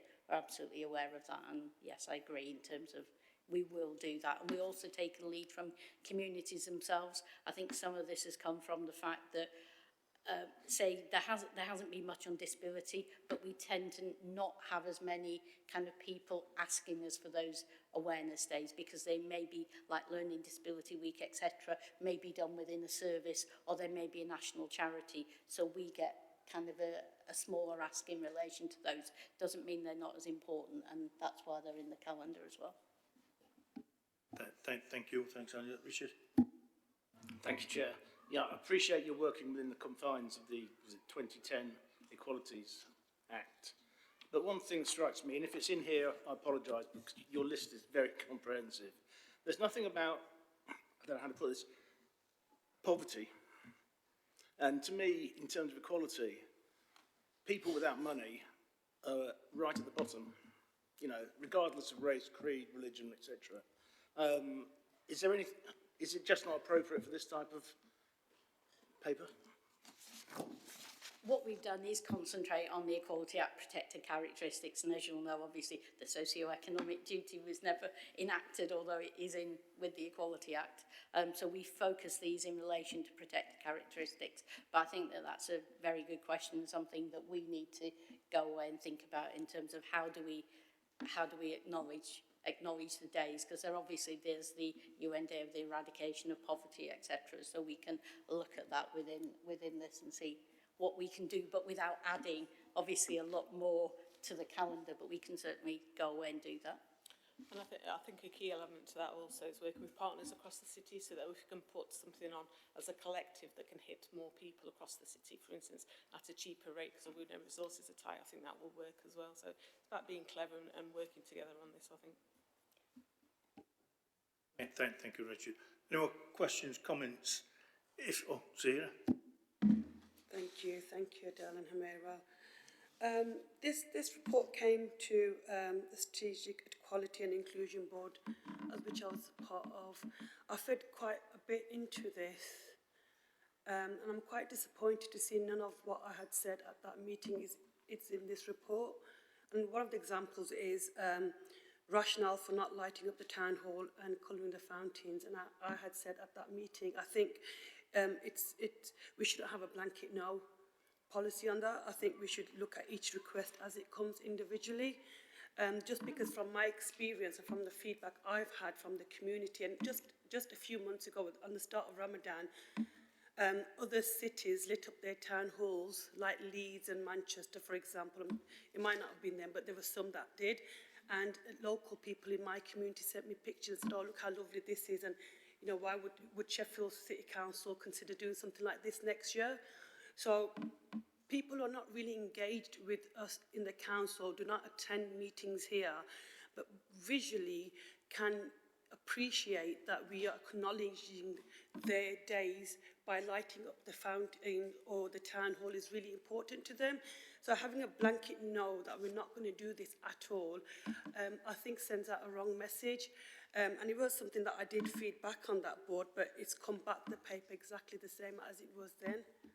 Yeah, we took that to the pre-committee and it got taken out at the time of the pre-committee, so that did go in, but one of the issues was around Sheffield has a different infrastructure, so we don't actually have the right equipment to do, we would have to purchase the equipment to do the lighting up differently, so some cities already have the equipment to be able to light up the town hall differently, and we don't have that. So what they said in terms of, it's city centre management said we don't have the equipment to be able to do it well. So we can do a little bit like lighting up the clock tower, but when people looked at it, they said that they couldn't really see that in relation to the town hall. So if people want us to put that back in and look at it, obviously I'm quite happy to put that back in.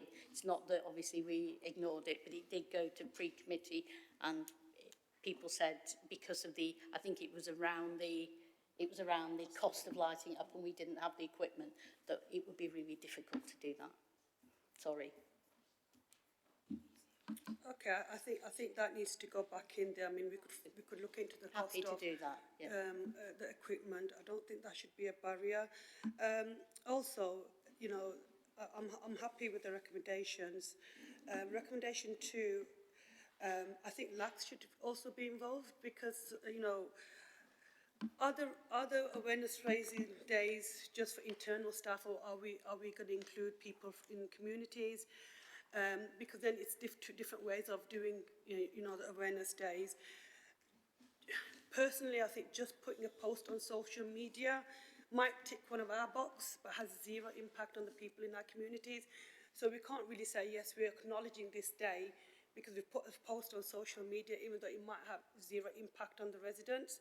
So we really need to be aware of, you know, the kind of events that. So I do think that, yeah, picking them and having a budget for each one. You know, just with the, I was involved in the Race Awareness Week, and you know, right till the last minute, we didn't know whether there was a budget attached to it, where that money was going to come from, and it wasn't really my job to go around finding money for that event.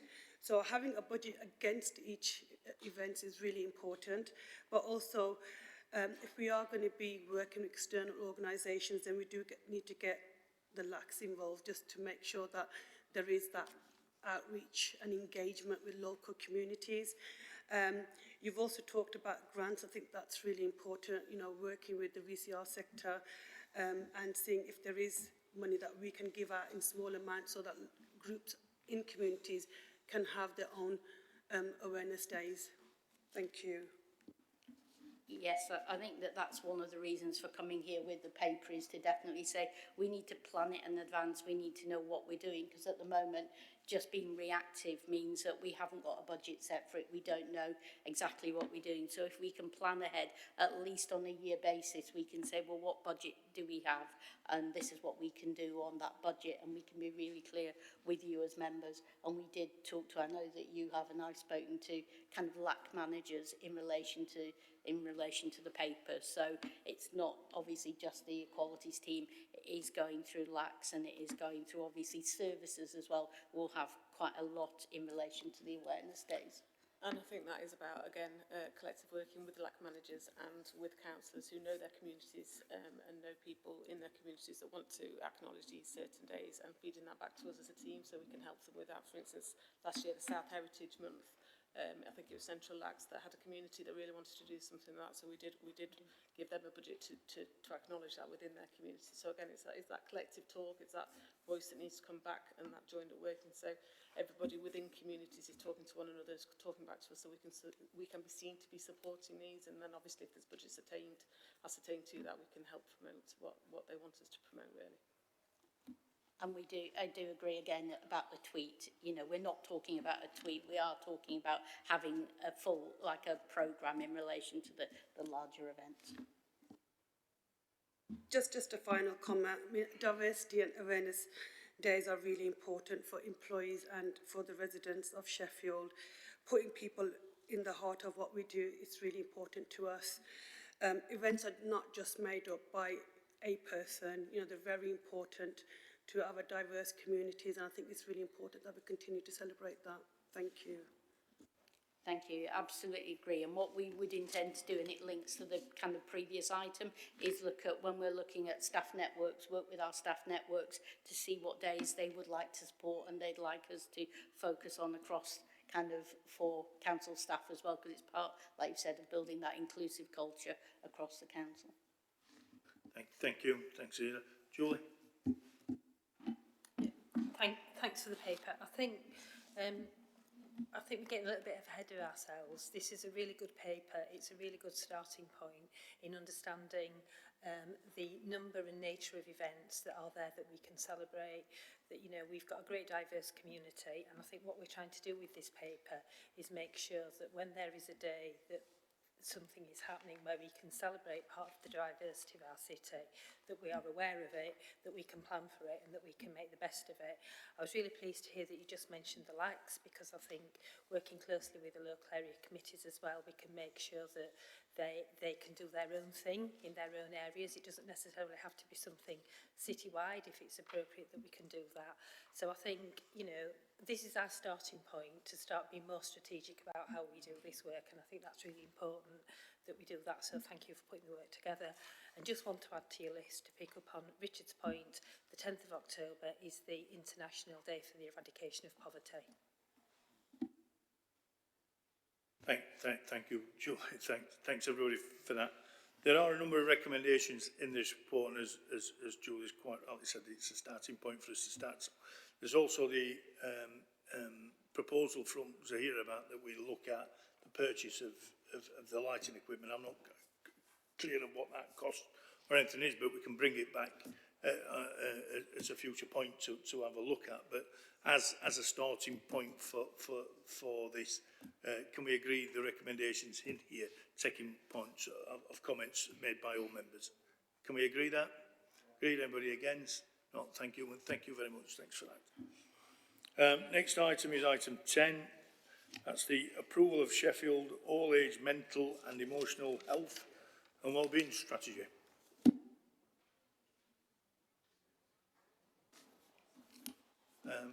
Is that you, Steve? That is me. Do you want to kind of introduce yourself then, the paper? I'm sure Alexis will start off for us. So good afternoon, everyone. I'm Steve Thomas. I'm a GP by clinical background, but I'm also clinical director for mental health, learning disability, dementia and autism for Sheffield Integrated Care Board.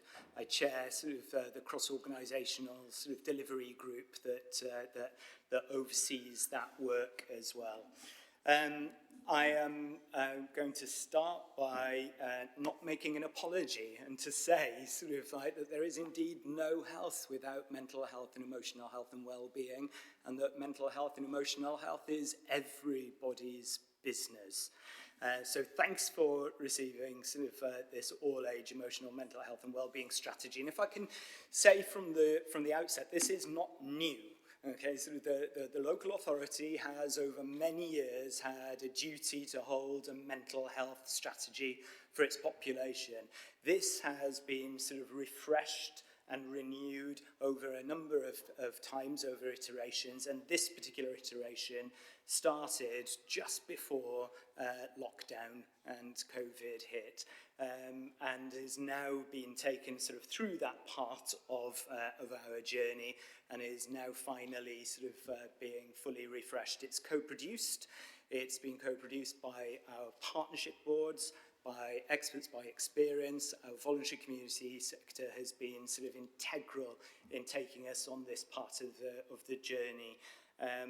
And clearly, sort of colleagues around this room won't need to be told of some of the clear statistical sort of impacts, but those impacts are with real people, obviously.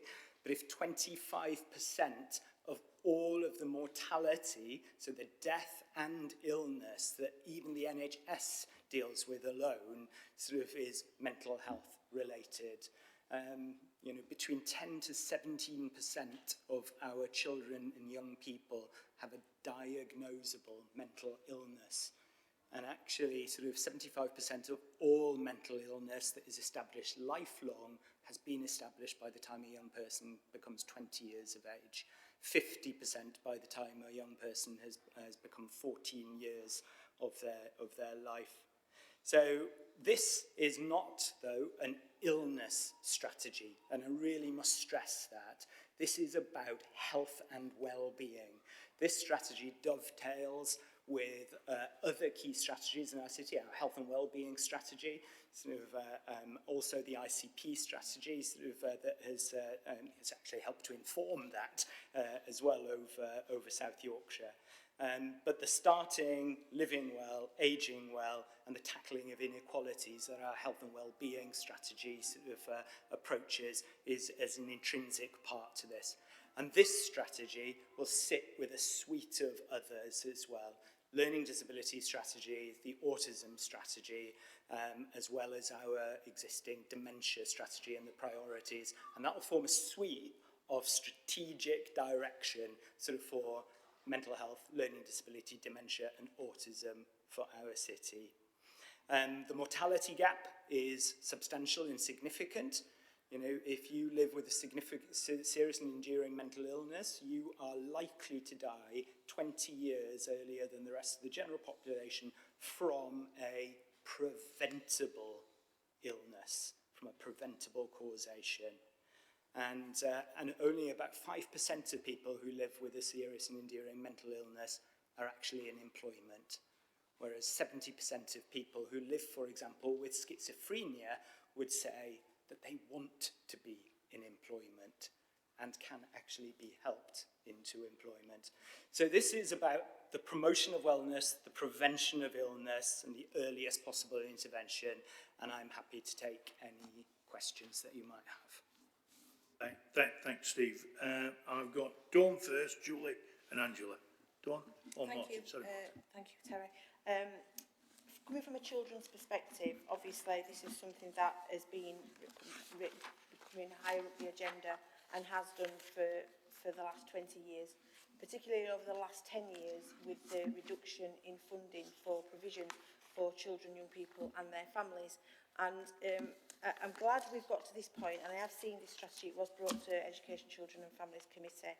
However, it does feel like that there's limited representation when it comes to children's services on the boards and within the partnership. So I know that we have our Director of Children's Services on, and I know that we have someone on there from commissioning, but we have no elected members on the boards when it comes to children's services, or no one on there from early years. You know, again, I'm going to go back to the early years and the mental health support and the development at that point. So for me, it's what other partners within our own organisation have been part of this writing of this strategy. So have we spoken to our youth service and what it is they can do as part of this strategy to enable our young people to access? I know we have Door 23, but it's that prevention.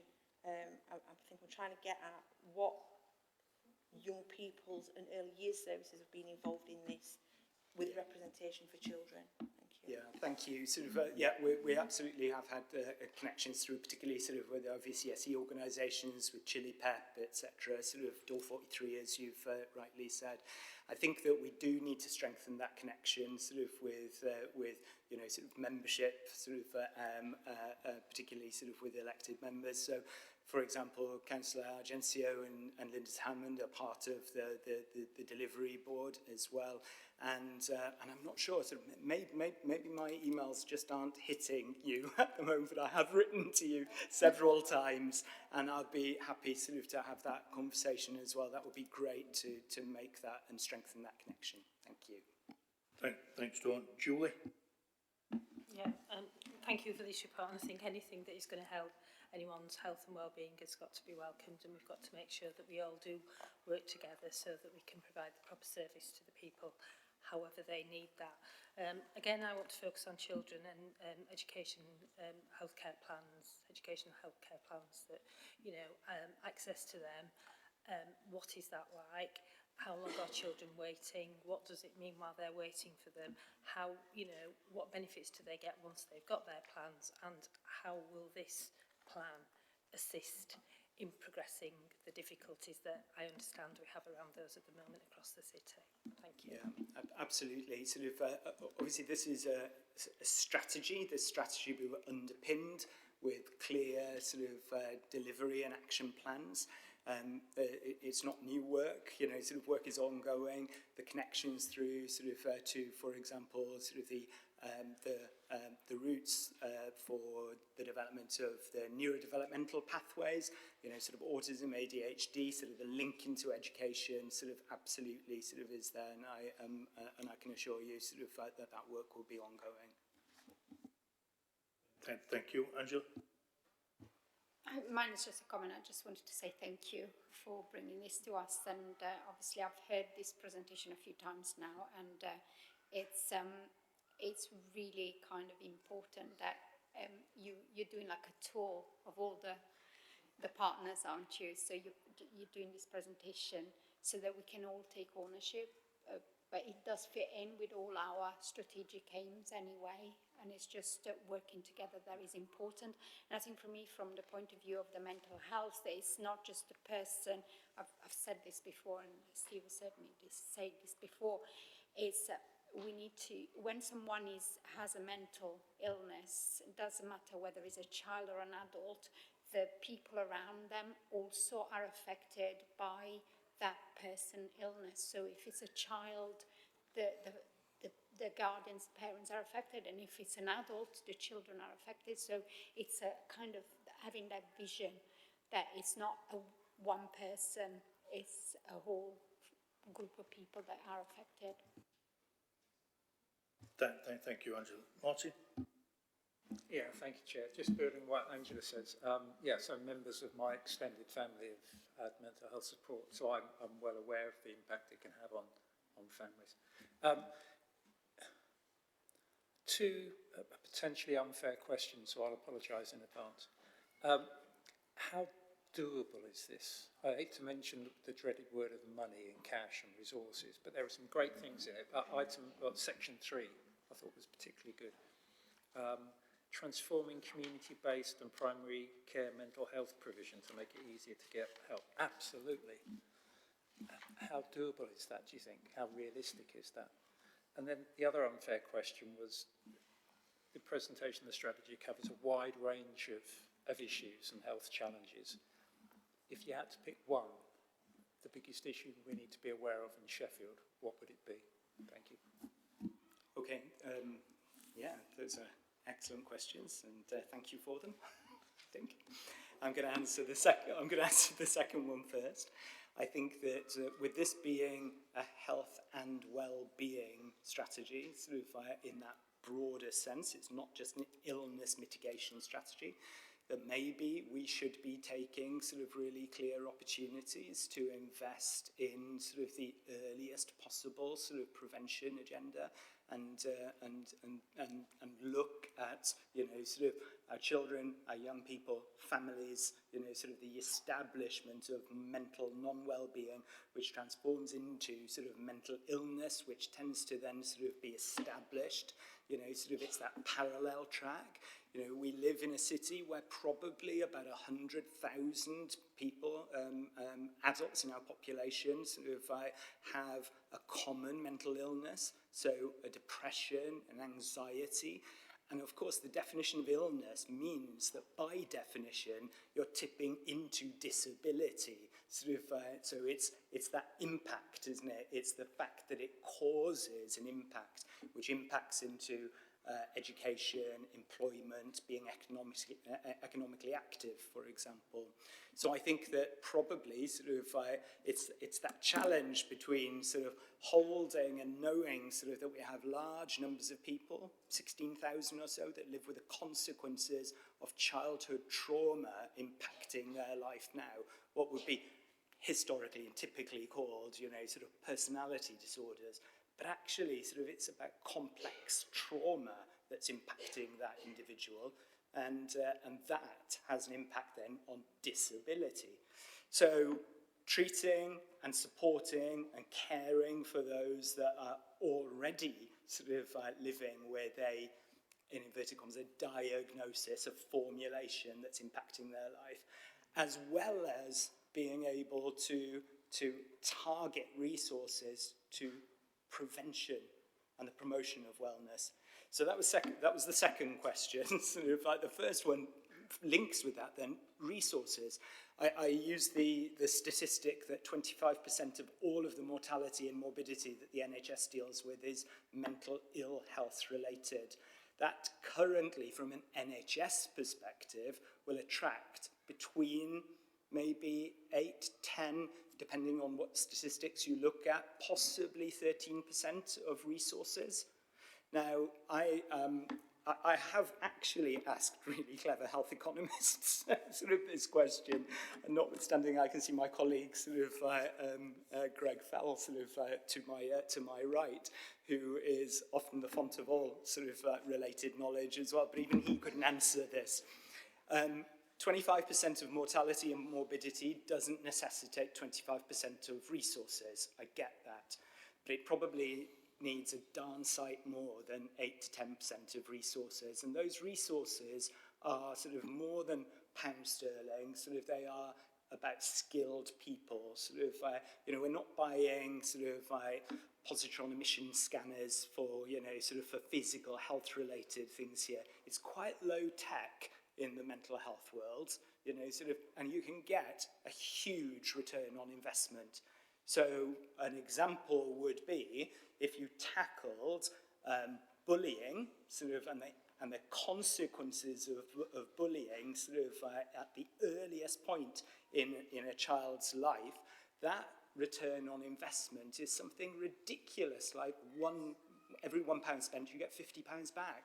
You know, people don't go into sort of like the consequences of ill health or even move into, for example, the criminal justice system, sort of like through that pathway in life. So I probably haven't answered your question very well. Apologies. Well, I think you have. Thank you.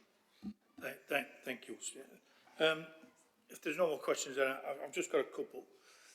So thanks for coming today, Stephen. And I have read this strategy with interest.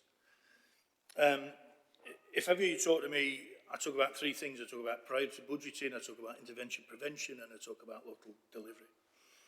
What I don't find in the strategy is accountability.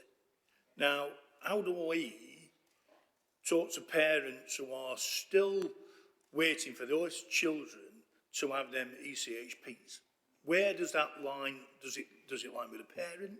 Does it line with the organisation that's got to do the healthcare, or does it line with the school?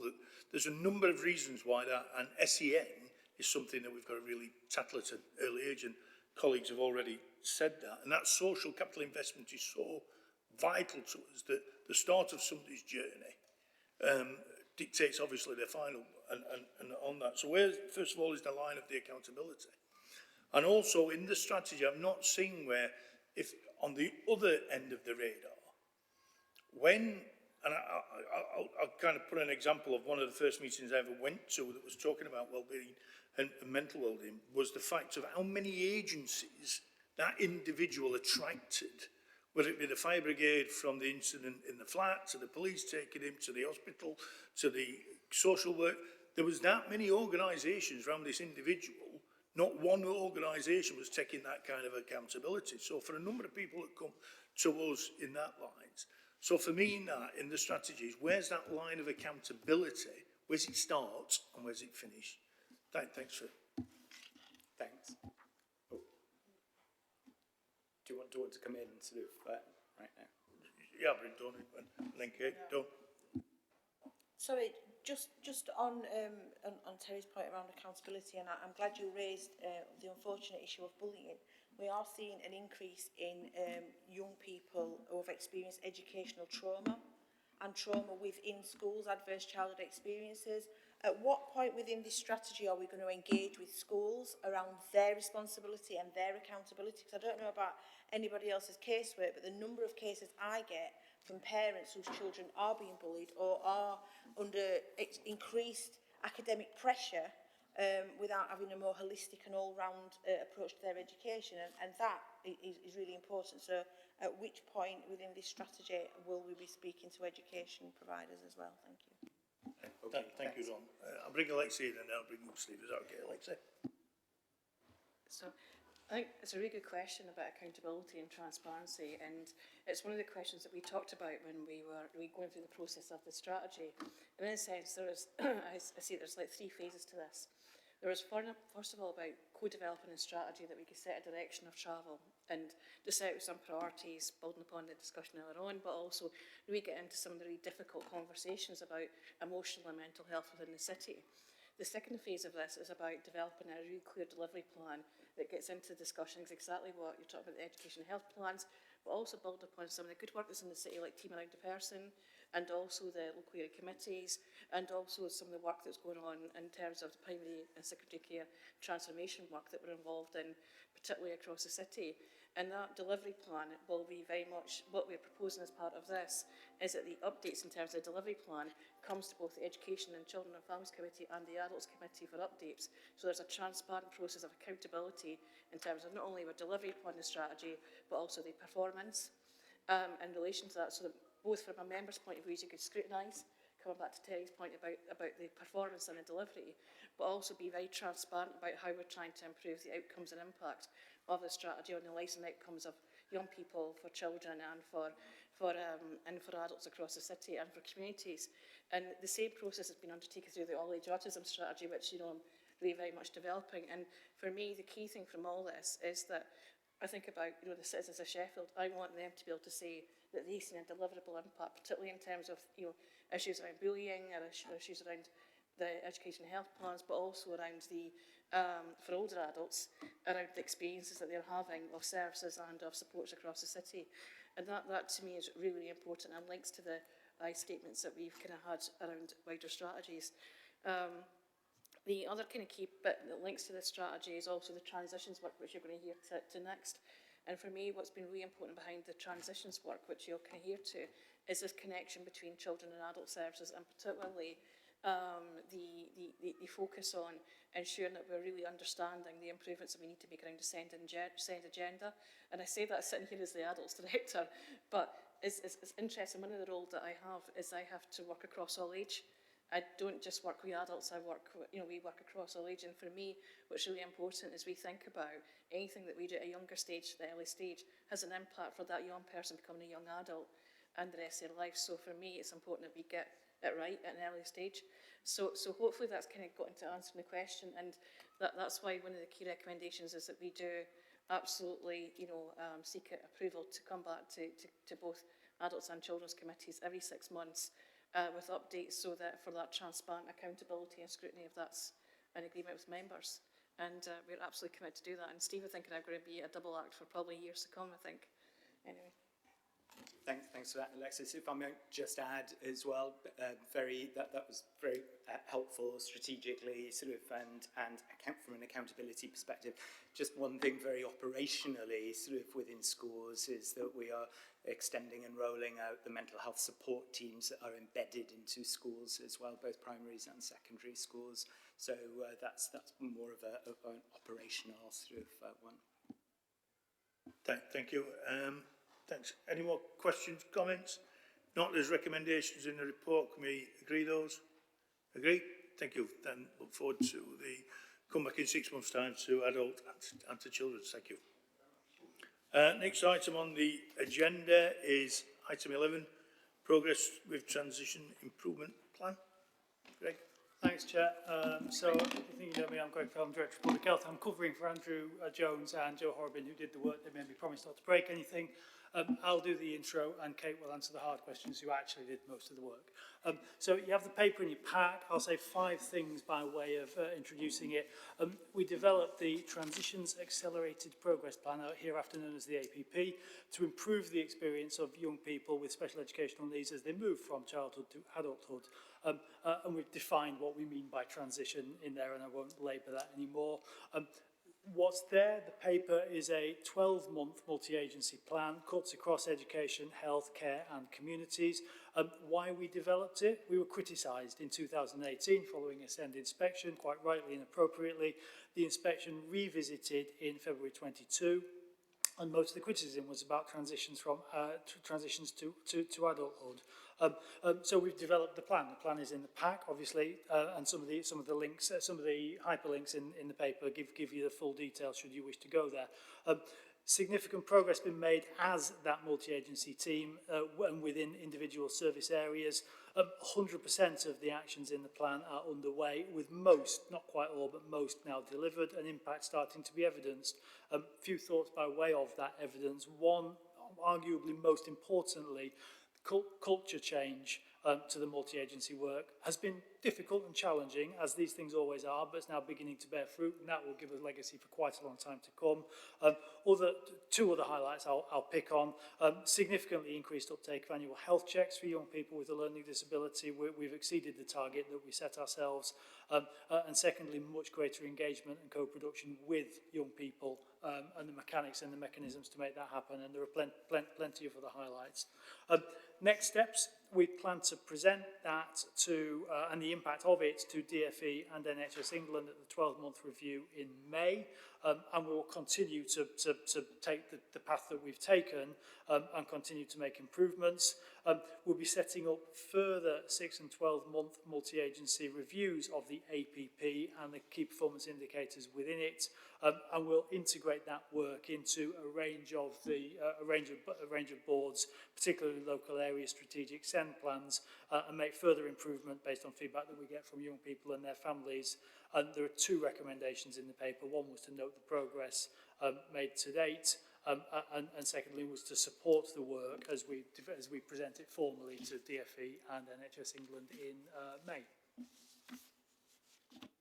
Thank you very much. Any questions, comments? If not, quite thorough paper. If not, can we agree those recommendations? Agree? Thank you. And thank you, Greg. Thank you.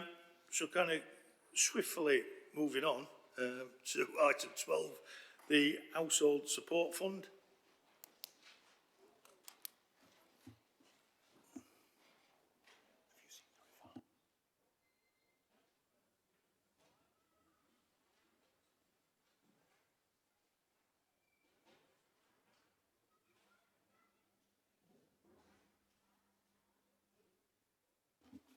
Good afternoon, everybody. I'm Lorraine Wood, and I am the Interim Director for Communities, and I'm also the Senior Responsible Officer for the Cost of Living Crisis. And we're here today to discuss the Household Support Fund and its delivery over this next financial year. Alex. Yeah, hi everyone, Alex Western. So I'm an operational manager in the Cost of Living Support Hub and I'm responsible for the service that deliver the Household Support Fund. Yeah, just to give you a bit of a background on the previous delivery of the fund. So the DWP have been providing Household Support Fund to local authorities since October 2021 and that's to provide emergency support for vulnerable households to meet daily needs such as food, energy and wider essentials. Sheffield has since utilised over 14 million of that grant using targeted proactive awards and reactive application scheme that's been running since the inception of the scheme.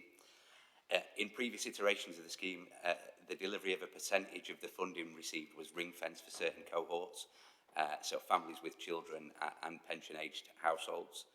And targeted awards for families with children have been provided through the free school meal voucher scheme in school holidays, and for pension-age households we targeted them with a one-off £100 payment for those receiving qualifying benefits. In terms of the current round of funding, in the latest iteration of the scheme, ring-fencing for cohorts has been removed from the grant terms and conditions, and local authorities have been given flexibility to target awards to certain cohorts based on local data and intelligence.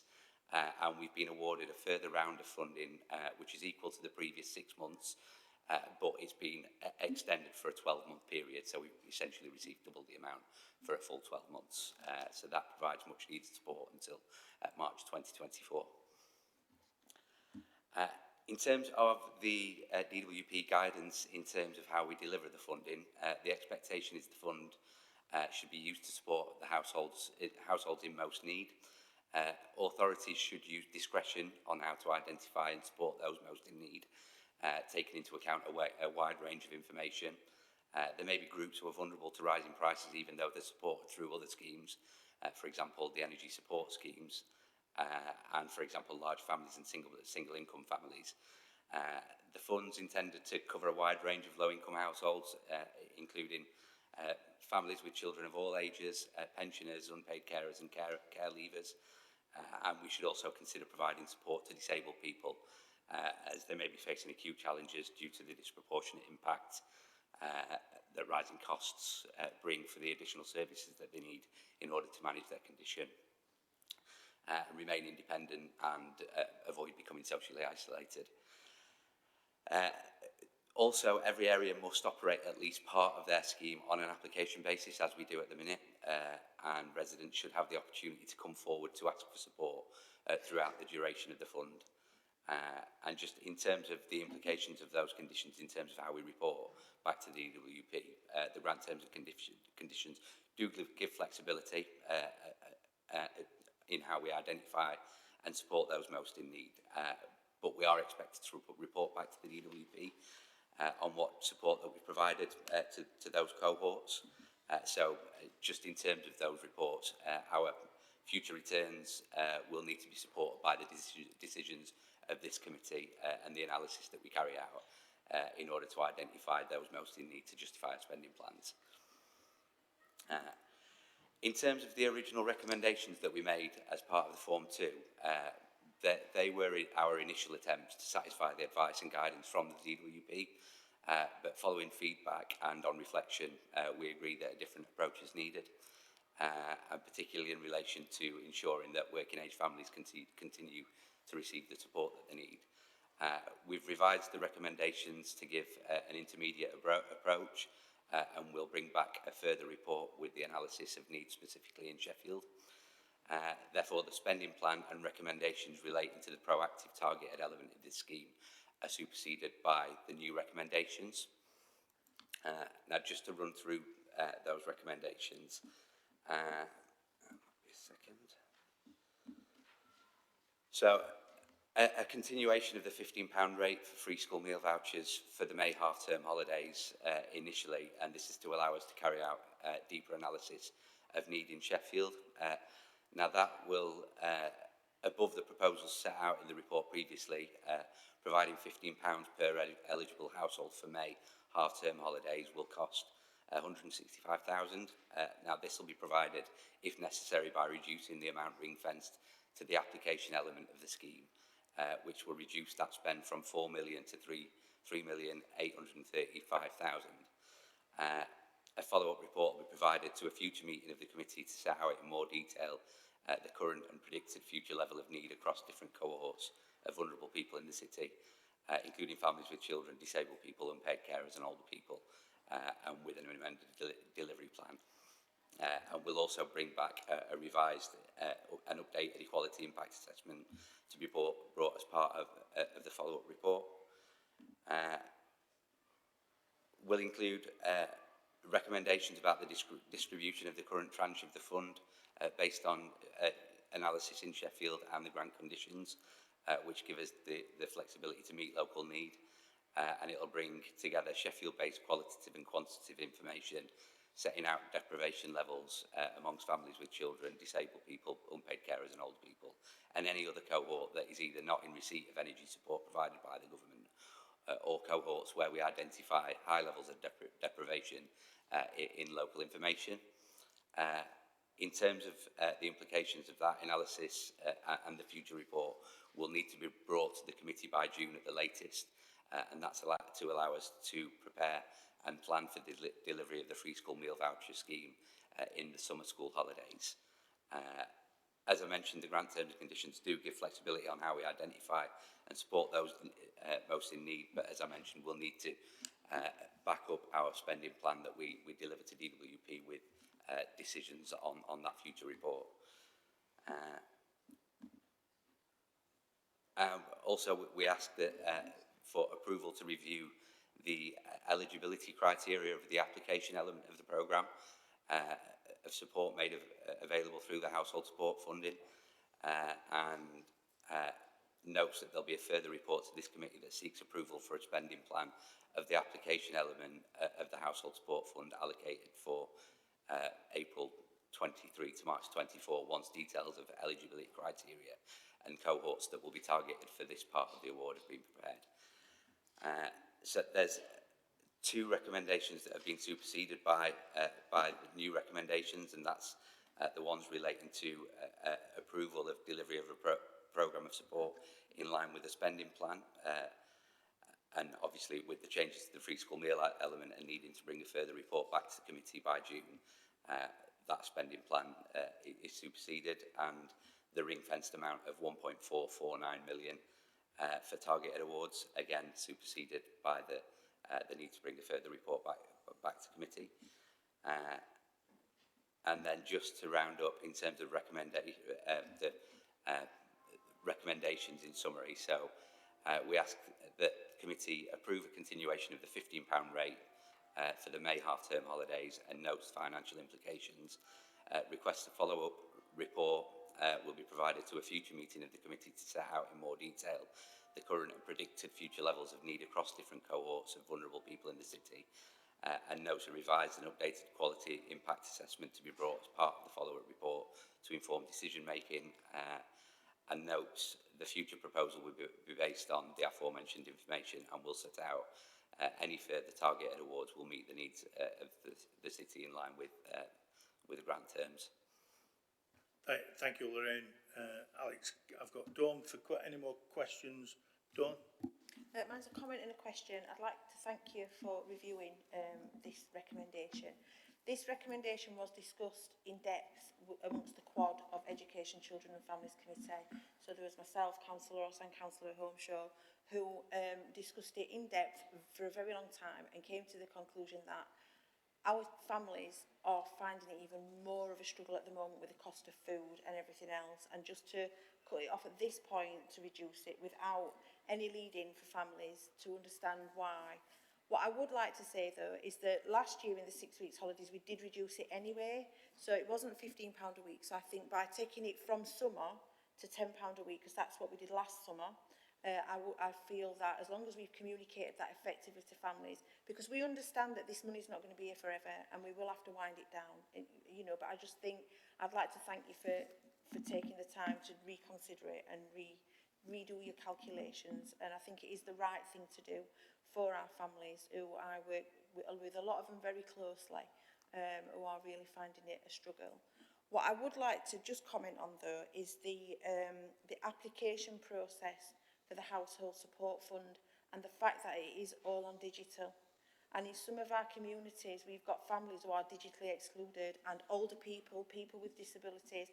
And if anybody saw me on my phone a second ago, I wasn't texting, or I was actually going onto the council website to look for the Household Support Fund, at which point you have to follow a link and start a form online. And I've tried to support people with, you know, can you print one off? Can you bring one into Howden House or wherever? But Howden House is not within your community. It's in, so I think we do really need to, if we're looking at, you know, the application process for people who are at the most vulnerable point of time in their life, where they're actually having to apply for something that they probably don't really feel that they want to have to apply for, you know, they're in need. I think we need to make it a little bit easier, bearing in mind we have a digital inclusion strategy in City. Like, what are we doing about that? Thank you. Thank you very much for that. Yes, I definitely take your point in terms of making sure that people need to know that there are other ways that they can be supported to make applications.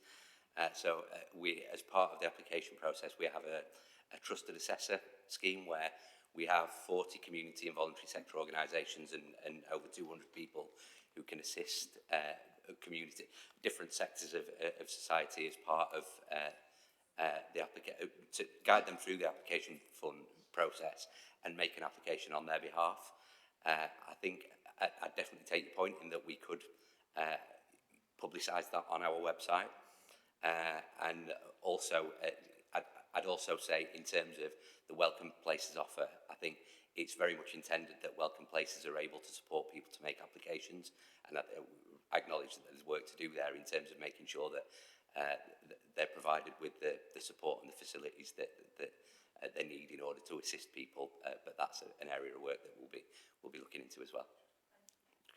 Okay. Thank you. I've got a list of the amended recommendations where I'll read out to members, make sure members are clear on what they are. Angela, you've got a question. Yes, thank you very much for taking on board the comments at the pre-meeting. I think it's a good way forward. Just on what you just said, could you send the councillors how to find the list of the trusted assessors, so that we can, if we get any requests, and then maybe send the LACs that list so that it can be sent out to all the community organisations that the LACs hold a database for, so that we don't have, you know, sometimes people can find us, but I always worried about the people who don't contact me, because we don't know how many people are out there struggling, really. Absolutely, we'll do that. And what I'd say as well is we have performed a gap analysis on the trusted assessors we've got, working with different community and voluntary sector organisations, but we're very happy to take recommendations if you think that there's anything missing in there for the groups that you support.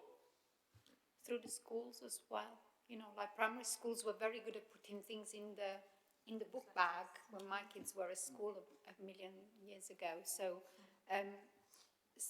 so again, through the schools, maybe if we can have something that they can print and put in the bags or whatever for the parents. You're absolutely right, Angela, and we are exploring lots of things, and we're actually on tour around places. We've been in all the job centres as well and talked about trusted assessors. So you're right, there's more and more opportunities that we can use. Thank you. Okay, thanks. There's recommendations in the report. The amended recommendation is 1, the continuation of the £15 rate for the May half-term holidays, and that's including the financial implications.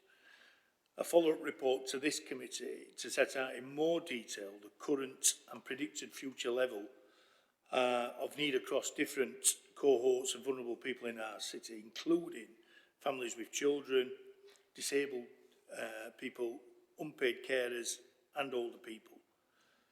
Recommendations about the distribution and the current tranche of Household Support Fund for the remainder of this financial year, based on this analysis and grant conditions. And the last bullet point is a revised and updated quality impact assessment, as we've discussed many times in this meeting tonight. A revised and updated quality impact assessment to be brought as part of that follow-up report. So there'll be another report coming in, but we maintain a £15 at the May half term. With those recommendations, can we agree those? Agreed? Anybody against? If not, thank you very much. Thank you, Lorraine and Alex. And we're on to the final item, which is the local authority housing fund. Is that Janet and Jonathan? The best till last, I think we're bringing on the best term. Thank you. Do you want to introduce yourselves and the report?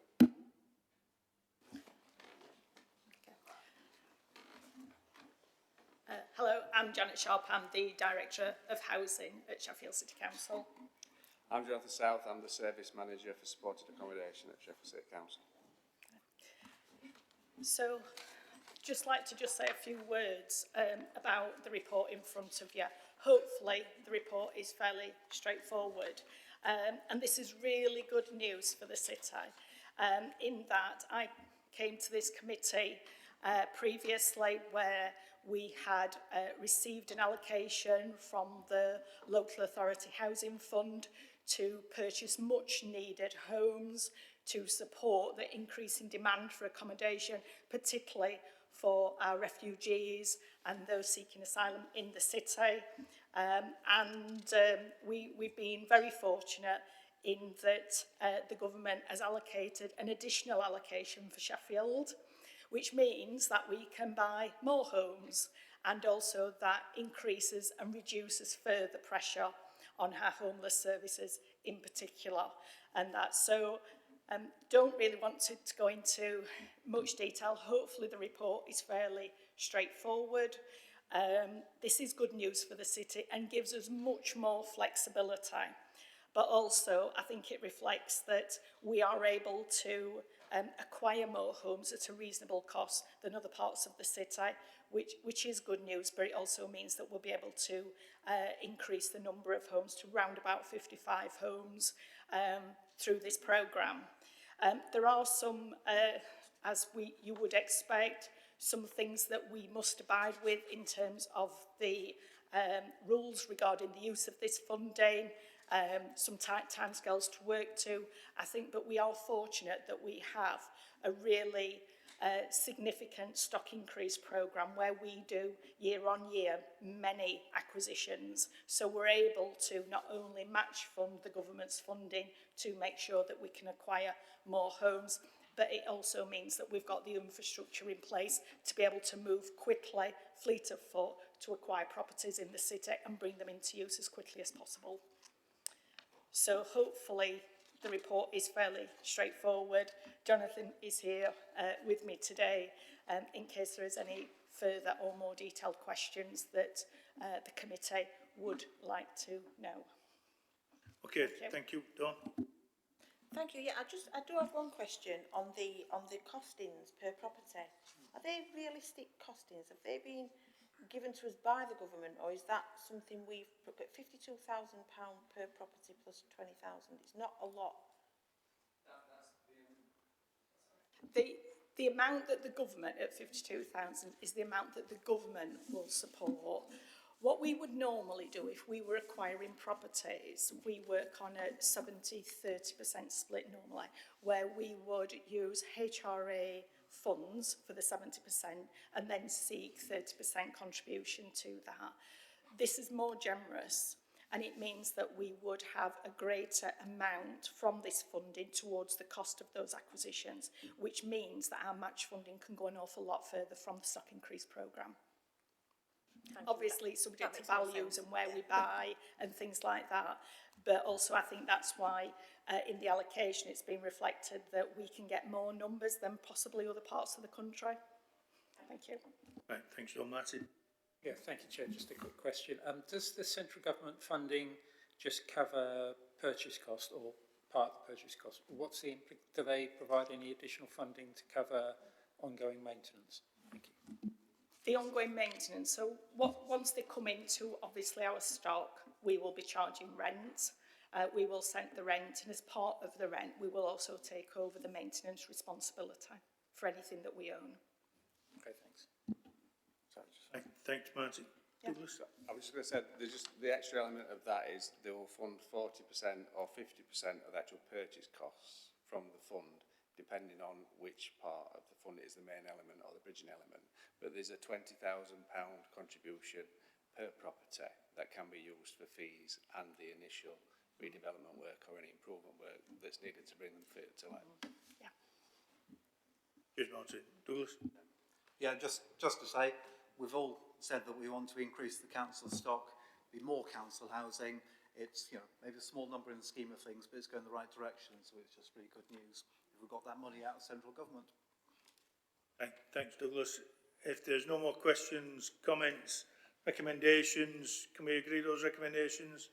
Great, thank you. Thank you, everybody. Can I just, again, thank everybody on this committee, officers, members, Secretariat, for all the work they've done this year, and look forward to working with you all next year.